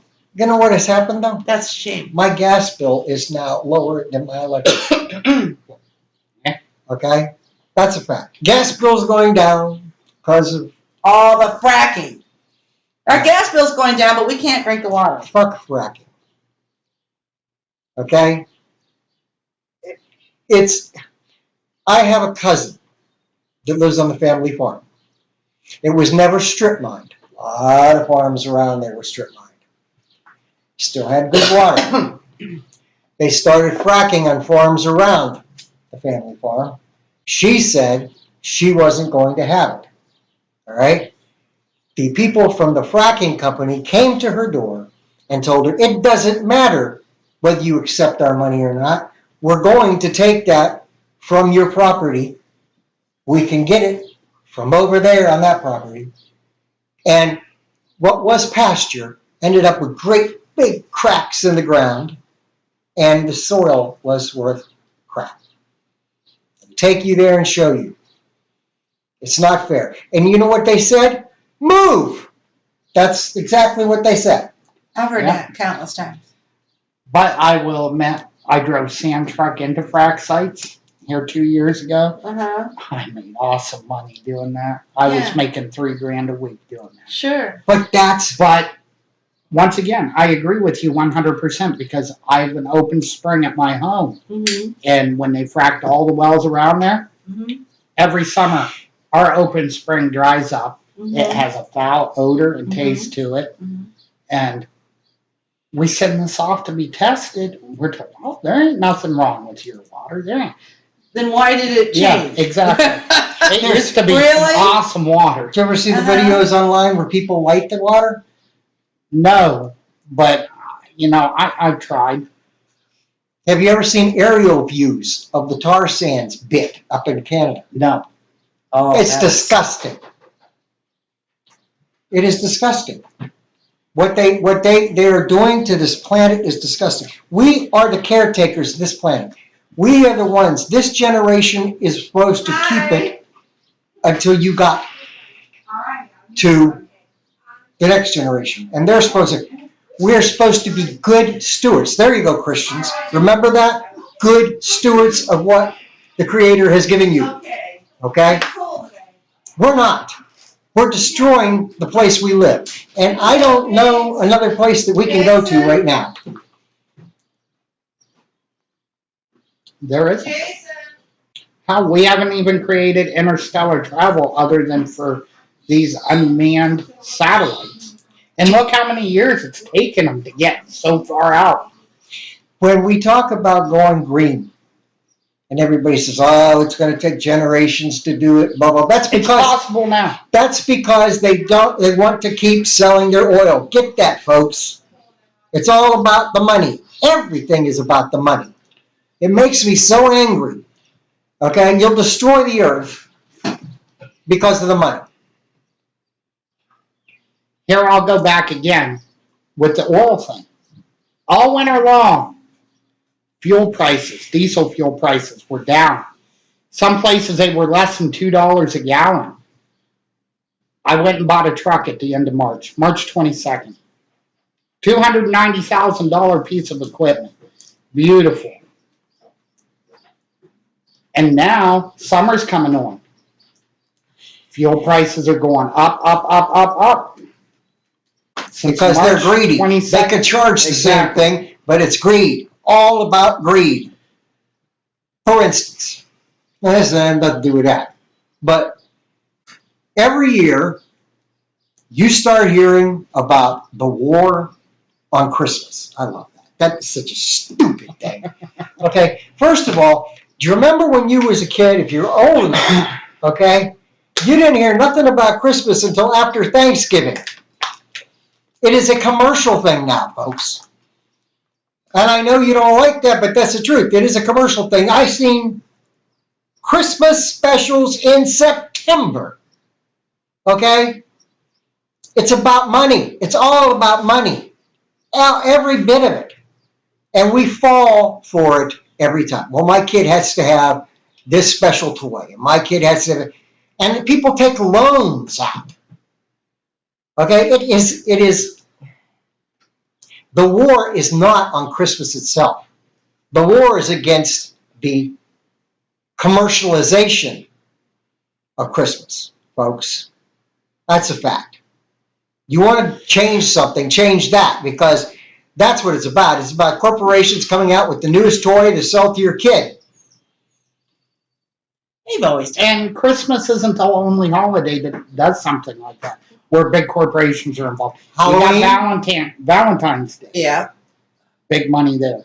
Easter, the candy companies are Oh involved with that. boy. Halloween, candy companies, Yeah. costume companies. Yeah.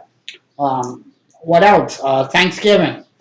I love Turkey my favorite holiday, Thanksgiving. It's about time to spend with family. You don't have to get a gift. It's about spending time with family. That's my favorite holiday. Buy a bird, get together, and talk. Mm-hmm. Talk about what happened in your life. That's the other the Be family thankful unit. that you're alive. The family unit.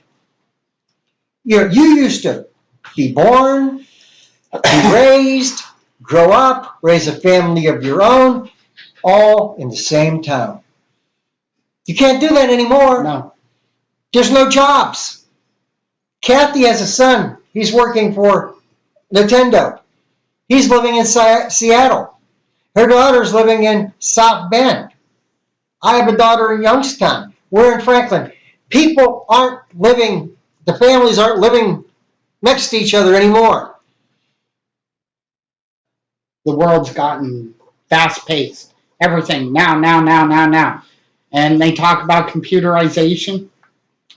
It didn't help anything. Remember when they said computers were going to eliminate paper? Yeah. Now you have to have paper records to back up what's on the computer. Exactly. It's like I always, I got to scan in my trips. Yeah. I got to fill out a paper in order to scan in. Yeah, I know. that intro paper in the beginning, you have to have that part in order to send the rest That of way it. the barcode. Mm-hmm. There you go. Barcode. Barcodes. Done everything. That's And now They're trying to make it so it's easier for you. They're going to put a barcode on your wristwatch, and that's what you're going to buy things with. Well, it's like about the little chip in your ATM card now. Oh, that's going to protect you. No, it's not. It's a bigger pain in the ass. You get to one place, they use the chip. You get to the next place, They don't use the chip. Yeah. And it's like my credit union. They allow you a $400 overdraft line of credit. Mm-hmm. As long as you pay it back within 30 days, everything's kosher. Mm-hmm. But because of that damn chip in my damn ATM card, I can't use that. Oh, gee. I can use it online. When I buy my stuff from China, I can order up to $400 worth of stuff. As long as I pay it back within 30 days, I'm good to go. But that's the only where it works. I can't go to Walmart or the ATM and collect, overdraft my account and use that gift they've given me. I can't use that line of credit because that damn chip won't allow me to use it. And that is actually a service that you pay for by going through the credit union. That's a service that is included in all the fees that you pay those places. Yeah. I'm big into credit unions. I really am. There are banks that bitch about them. Yeah. They do. But you know what, folks? I can walk into my credit union and they know who I am. Exactly. I like that. I can't walk into a bank and they know who you are unless you're maybe the rich guy in town. Every big bank I've used screwed me. Mm-hmm. That's why I only use credit unions. Credit unions are great. Banks are... Mm-hmm. My house is financed through credit union. Okay? And actually it's set up so when we get paid, we have direct deposit, those bills come directly out of every month out of the check. I actually have them, if the bill is $75, I have them make the payment $100. So I pay it down quickly. Okay, I can actually go in there and give them a payment and say, I want this to go on the principal. After I name it, and they will. Across the street is a place called Northwest Consumer Discount. Now, don't get me wrong, I like the people there. And when you're in a jam, it might be, but you're paying a lot of interest. So, I thought, okay, I got a loan there. We'll pay on the interest, just like I do across the street at the credit union. What were you told, Kathy? They couldn't separate the payment out. It would just go on the next payment. You couldn't put it on the principal. Do you know if you have a mortgage and you make one extra payment a year, one extra payment, that you can take 15 years off a 30-year mortgage? Okay? And I do that. I make that extra payment, but most people don't know that. They don't tell you that when you go buy a house. No, they don't. And banks don't like you to have that information. But if you pay your payment every month, that's all interest you have to pay. You pay that payment every month. If you walk in 2 days later and say, here's $100, I want you to put it on the principal, they'll do it at the bank. They'll do it at the credit union. They won't do it at the little loan place. But anyhow, it will make the things go down quicker. It's a fact. You're paying less interest. You're paying on the principal. But people don't understand it. And it's not like, when I say an extra payment, I just round it off. And that extra few dollars every month, I know how much it is. That's where I take the payment up to, and it works. Mm-hmm.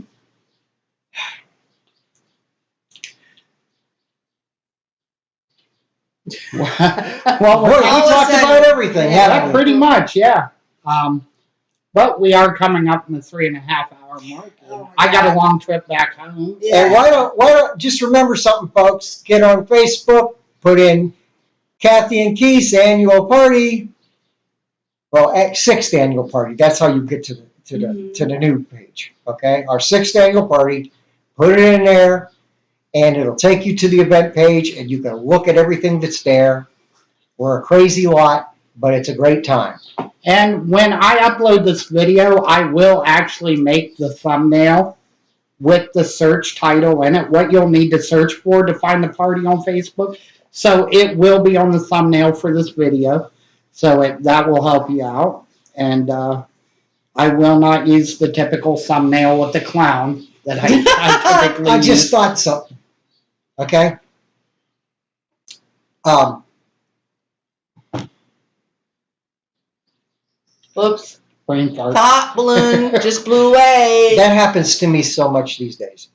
I'll put an annotation in it later. Yeah. That's a little thought balloon popping. I can't. Jesus. Oh, yeah. Here in Franklin, here in Franklin, or in Venango County, or Crawford County, or whatever, the Northwest Pennsylvania is very, very Republican. Okay, they outnumber us. Yeah, he should know better. Anyhow, we go in to vote. We are the token liberals. Okay, they know who we are when we come in.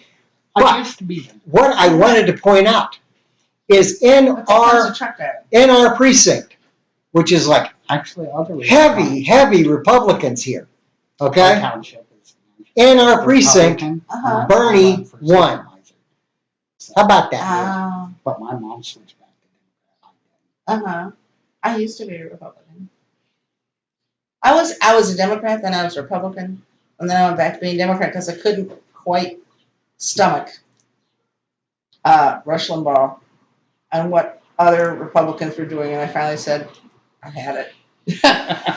The Tea Party was part of that because at first I thought they had good intentions. Okay, they really did. I truly believe they had good intentions. The problem is that the Tea Party is now the likes of Gohmert out of Missouri and Paul Ryan and his anti-Social Security message. And there's just some people that just took it too far. We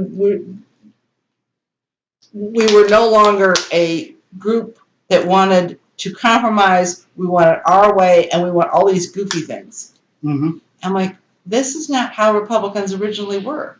Look at what happened in Congress. There's been no legislation that meant anything. Uh-huh. How many veterans bills have been put up and knocked down?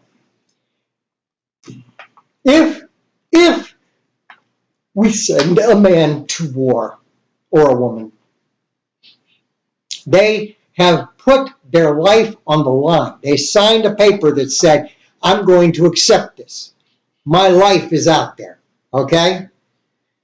When they come home, regardless if they're injured or not, their hospitalization should be there forever, amen. Okay? That's the way it should be. They signed a contract to set their life up for you, and they should be able to be taken. If you have enough money to go to war, you better have enough money to take care of the people you sent there. It's very irritating. But that is a big problem. You know, since 9/11, we've been in a continuous war in the Middle East. We still got guys over there, and they're coming home with post-traumatic stress syndrome, and nobody's caring for them. What about the fact that you said we've been in the Middle East since 9/11, which is correct.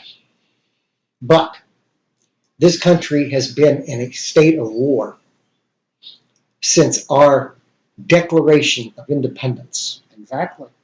There was what? Like, just if you look it up online, they can tell you. There's only like a few months, that we didn't have people shooting people somewhere. We're all about war. We're the #1 arms producer in the world. And Halliburton, that goes in and builds the things up that we blew up, okay, which Dick Cheney has a lot to do with, okay. It's big business. War is big business for this country. Halliburton has a camp near here. Seriously, it's big business. Really? I've been to it, yeah. War, it's not about principle anymore. Halliburton is. It's about business. Everything's about money. Everything's about profit. Everything is about greed. Wyoming. Nebraska. Yeah, I'll bet so. Yeah. You see them everywhere. Yeah. And I'm one of those nutty liberals that I practice what I preach. And there are a large number of people every month that I'm helping. It's the truth.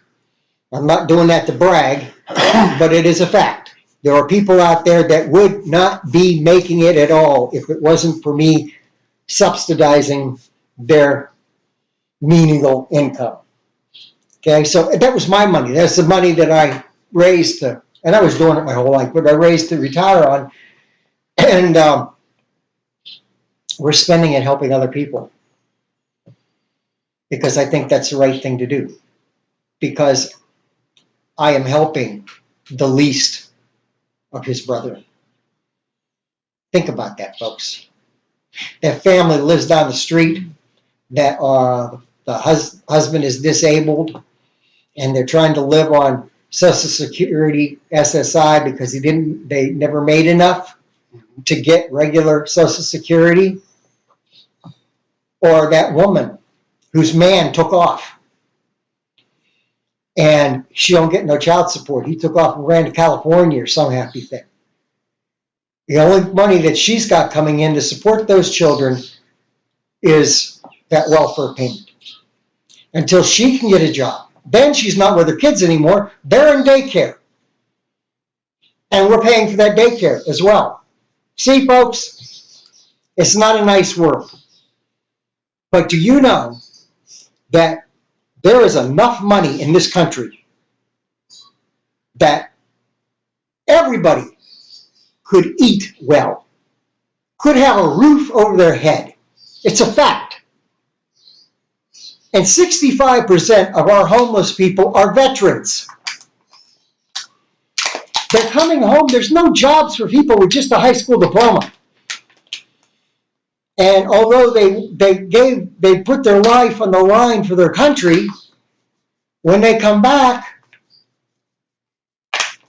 their country does not put their lives on the line for them. It is sad. If you look back to Second World War and people were coming home from Second World War, there were parades and they were patted on the back, okay? Korea, not so much. Vietnam, definitely not. Okay? Now, Iraq, yeah, they waved a lot of flags, but taking care of your veterans and taking care of your active duty service personnel, they should be making as much as they would make if they were working in a job in the regular world. Uh-huh. That's a fact. We have servicemen, privates, Private E2, maybe even low paid sergeants, and that kind of thing. They're not officers. But these people, there are people that are married that get food stamps because there's not enough to support their family, and they went into the service because they couldn't get a job anyplace else. It's kind of sad. Okay? It's like Walmart and their people getting food stamps. We're paying for that. The Waltons are the most wealthy family in this country. Now, I'll tell you what, Sam would be rolling in his grave if he seen how his company was being run today compared to the way he wanted it yeah. Well, look at Costco. Is that the name of it? run. Costco from out west, similar to Yeah. Sam's Club. Sam's Club. All those people get paid really well. Yeah, they do. You have good benefits. They're rude Because- when you deliver to them. They're paid well to be rude.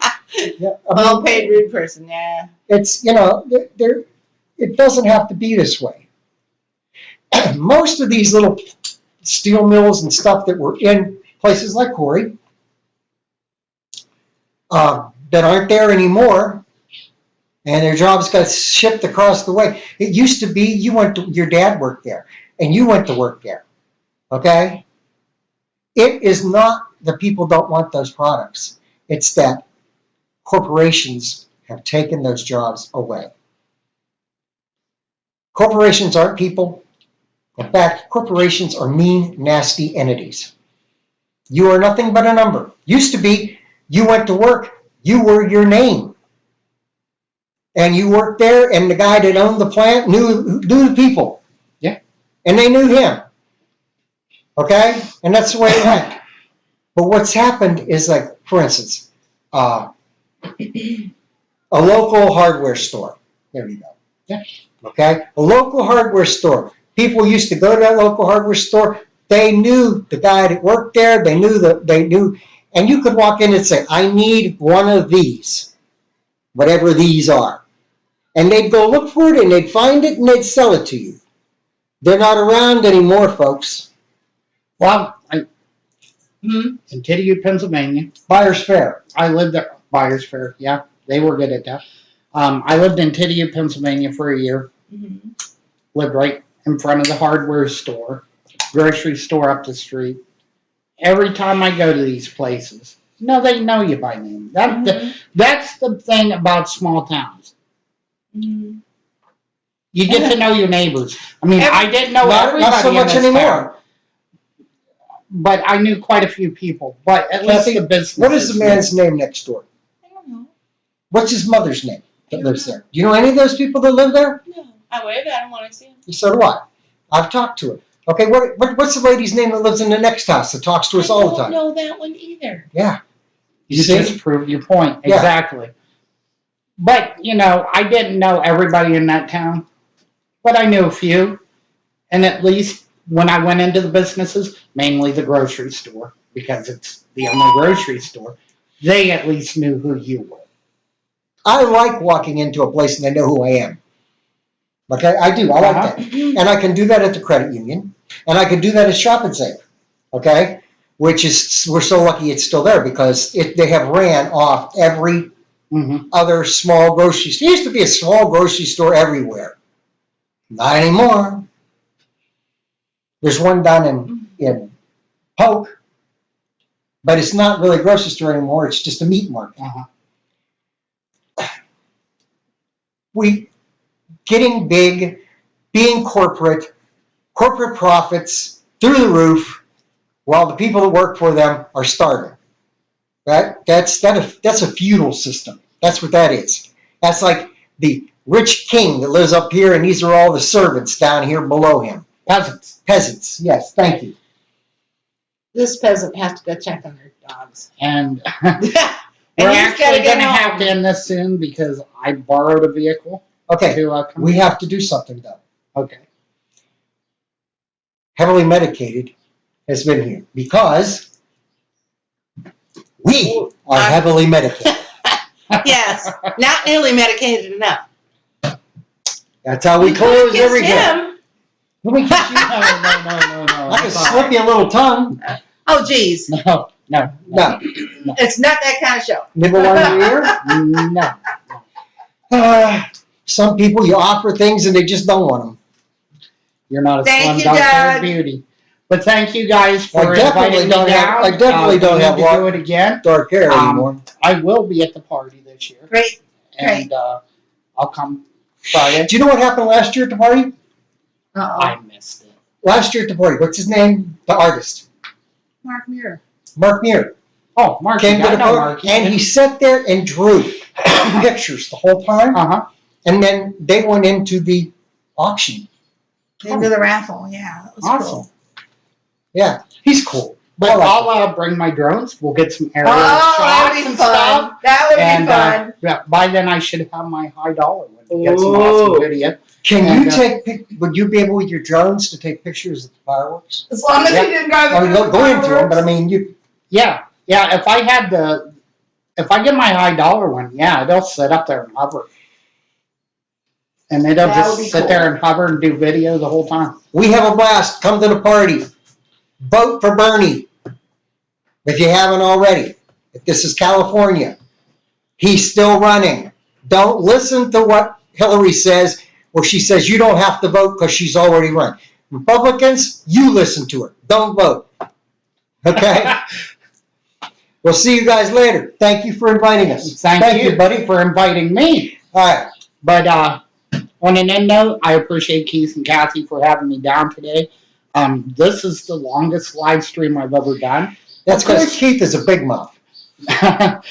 No one's watched, but They will. They will. It gets archived. This is episode 4. You can watch it at any time. Like I said, the thumbnail I'll put up will have Keith and Kathy's 6th annual party on it. That way you know what to search for on Facebook. Get loose with it. Get loose with it. I'll add that on there. That's the name of that's the theme this year. And there is a video out there on YouTube called "Get Loose with It." Okay, I tried to make a video or get a video that would attract people that like rap, country, whatever. It's all there. Do a little bit of everything. Do a little bit of everything. I'll be bringing my cameras and stuff, doing live streams throughout. No children, all adults party, and what happens there stays there. Exactly. Yeah, we've had people wander into the woods. It happens. Yeah. Yeah. When we get done, I'll tell you a few things. Okay. All right. Well, bye, folks. Peace out. And catch me at 10 o'clock for episode 5. We're going to be reviewing some drones. I had some questions from a couple friends this morning. And, I want to just enlighten them. They know about the show they'll be watching. And that'll be around between 10 and 10:30 tonight. I'll advertise it. I'll just go live at any time. I might be a few minutes after 10. But it will be advertised, and that will be episode 5. By the way, same thing. Heavily medicated. What time are you on? When's the next time? I used to say we're going to be on at 8 o'clock. That's a great time to be on. A lot of people. But it's difficult. Yeah. Sometimes you're a little behind. Well, yeah. So, but we always post it 2 or 3 times on Kathy's page, on my page, and we both are on public. So it'll be there. Okay? Okay. And are you going to be on tonight? I'm going to try to be. We weren't on last night. Both of us collapsed. Okay. We're old. So we collapse once in a while. This Papa Smurf look is just not a makeup. It's real. It's real. But, okay. Well, all in all, it's been a great show. 3.5 hours, over 3.5 hours. And I'll catch you again at 10 o'clock. I appreciate you watching. And be on the lookout for more of everything Uncensored. And once again, heavily medicated. Thanks to Keith and Kathy Beal for inviting me down for this. And we'll do it again. Have a good day.